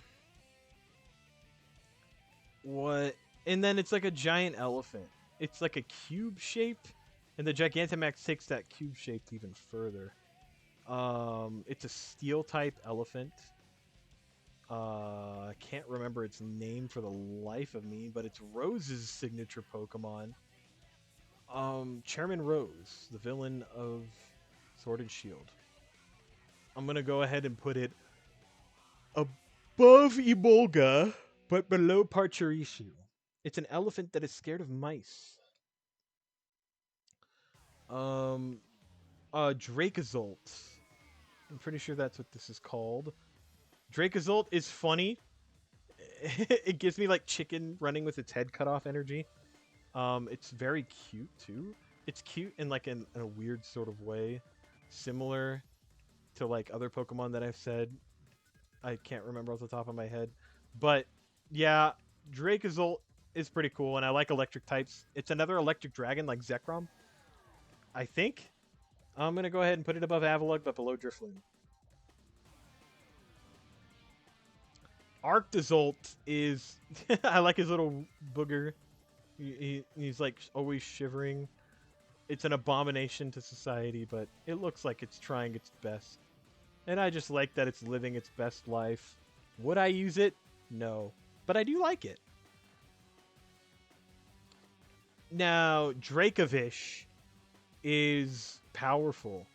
You see this Pokemon on almost every team in Sword and Shield. It's become a meme, but also the Talonflame of Sword and Shield. I don't know how that happened, but it did. And this abomination is also a part of Ash's team. And that's why Ash is going to win the Galar tournament. Because Leon doesn't have a Dracovish. Ash does. And Ash is going to use that to his advantage. And I'm just climbing higher and higher with Dracovish, aren't I? I'm going to put it below Xurkitree, but right next to Ribombee. Above Ribombee. Next up is Arctovish. Yeah, Arctozolt was the other one. This is Arctovish. Probably my least favorite. It's the least interesting. I'm gonna put it in bad. Duraludon. It's a steel dragon type. When I saw this thing announced, I was like, ooh, I can't wait to see what this thing evolves into. And then I kept waiting. And waiting. And waiting. And then they revealed a Gigantamax form. And I was like, oh. So it doesn't evolve. And they took the Steel Dragon type from Dialga. Awesome. But Duraludon's pretty good. It got added to Unite. I'm going to go ahead and put it in pretty good. I'll put it right below Grookey, but above Vanillite. There. You go right there. Dreepy. Creepy dragon Pokemon. A dragon that is creepy. That is Dreepy's namesake. I'm gonna go ahead and put Dreepy in pretty good. I think Dreepy is adorable. It's like a dead dragon that didn't really have the time to live. It was like an abortion. Okay, that's messed up now that I think about it. I'm gonna go ahead and move away from that topic and talk about this guy, Dracloak. The forgettable version of the final evolution, and it should be eliminated. What did I just do? Okay. I don't think I did anything. Yeah. Okay.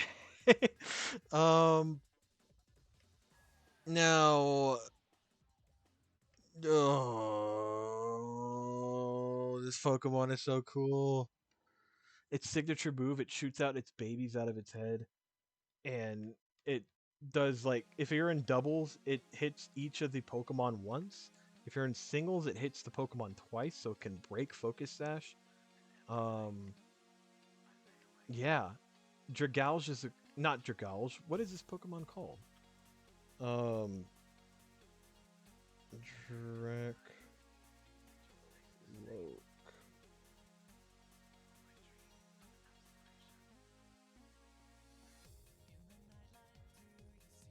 Dragapult. Oh, it's like a dragon catapult. That's why it shoots its babies. Zacian is overpowered. The only time I ever lost to Hop was the final battle in front of the shrine. His Zacian sweeped my entire team. Um, and then I brought a Pokemon to directly counter it, and he never beat me again. But damn, picking Shield really makes that fight hard. I remember watching Radical Soda's review, and I was like, dude, same, because he lost the run to Hop. And I was like, dude, the same exact thing happened to me. I was not ready for Zacian to be so broken. Zacian's pretty cool. I would say awesome. I'm going to go ahead and put it above Crustle but below Skuntank. And we'll count that Zacian as both of its forms. And then there's Zamazenta. Zamazenta is... I picked Shield because I was watching Shield Hero at the time, and I was like, I want to be the Shield trainer. And that's why I picked Sword and Shield. Not because I liked the box legendary more, but because I wanted to pick Shield. And I'm kind of glad I picked Shield because some of the version exclusives are better. But, yeah, I don't... Zacian's alright. It doesn't really have much going for it. I don't see many people use Zacian or talk about it. I'm going to put it below Inkay but above Silvally. Next up is Eternatus. We're not going to talk about Eternamax Eternatus because that is a boss Pokemon. And this is the version that we get, that we capture. And let me tell you, Eternatus is okay. I don't get anything from this Pokemon. Like, no personality, nothing. I think it's a Pokemon that is pretty good. I'm going to go ahead and put it right above Zeraora, but below Gramble. I don't really care for Eternatus. I used it a couple times and then never again. It's a very forgettable Pokemon. Cub Fu. Okay, Cub Fu is okay. I think it's cute. It's serviceable. I don't think I would use it though. I'm just gonna go ahead and put it in wouldn't use, but like above Macargo. And then we have Urshifu. I'm gonna go with the Rapid Strike style, because that's the one that I picked, and its signature move, Rapid Strikes, is it's a water move that attacks several times and always crits. A very good move. The dark version, Wicked Blow, it goes through Protect, and it always crits as well. Very strong move. I really like Urshifu, but it's not going in Awesome because I use it for the main story and then never again. I think the last time I used it was in the Mustard fight, and then I put it back in the box and never saw it again. So it's going above Ducklet, but below Moltres. Alright, next up is Zarude. I didn't even watch the movie for Zarude yet, so my opinions on it are pretty blank. It's dark grass type, I think? I don't even know what its signature move is, so in that aspect I haven't used it, so it's in wouldn't use. Regieleki is now my favorite Reggie. It's busted. It's the Reggie that I picked in Sword and Shield, Crown Tundra DLC, and I'm so glad I did. It's so broken. It's probably the fastest Pokemon ever. It outspeeds Zacian, which I thought nothing could outspeed Zacian. So good on Regieleki for being absolutely a monster. It's more of a monster than any of the Reggies. Even Regigigas. I think it would give Regigigas a run for its money. Look out, Regigigas. You got a new king on your turf. I'm going to go ahead and put Regieleki above Zekrom, but below Slacking. And Regidrago, it looks like it's got a Charizard head around it, and it's got a pretty badass signature move. But I didn't choose it for a reason, because I don't really like it. It's not that cool. I would use it if somebody traded it to me, but nobody's traded it to me because everybody wants their fucking Regidrago. So there, you're right under Grubbin. You're pretty good. I want to use one, but I can't.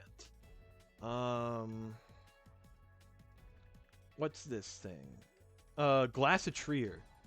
Yeah. I don't know. I didn't pick Glacitrier. Everybody picked the ghost one, right? I heard Glacitrier is pretty good competitively, but I'm going to go ahead and put it in uncool because it's the least cool version, or the lesser cool version, of Spectrier, the ghost horse, the spirit rider. Oh my god, that's such a cool looking Pokemon. It's pretty, badass, strong, and it, for some reason, it forms with Calyrex, but I don't want that. I don't want the all-in-one Calyrex and Spectrier. I just want Spectrier on its own because, man, this is probably the best horse Pokemon in Pokemon. I like it a lot. I'm going to go ahead and put it in Awesome. It's my favorite horse Pokemon. Let's see. Where is Rapidash? I'm going to put it right next to Rapidash. It's like the antithesis of each other. And Calyrex, the final Pokemon that we're ranking on this list. I think Calyrex is interesting. It's big brain. Would I use it? No. Do I like it? Not really. I'm going to go ahead and put it in uncool, right below Garbodor. And that's it! No, below Garbodor. And that's it! That's our tier list. Tell me what you think about my opinions down below. I'm just going to go ahead and scroll.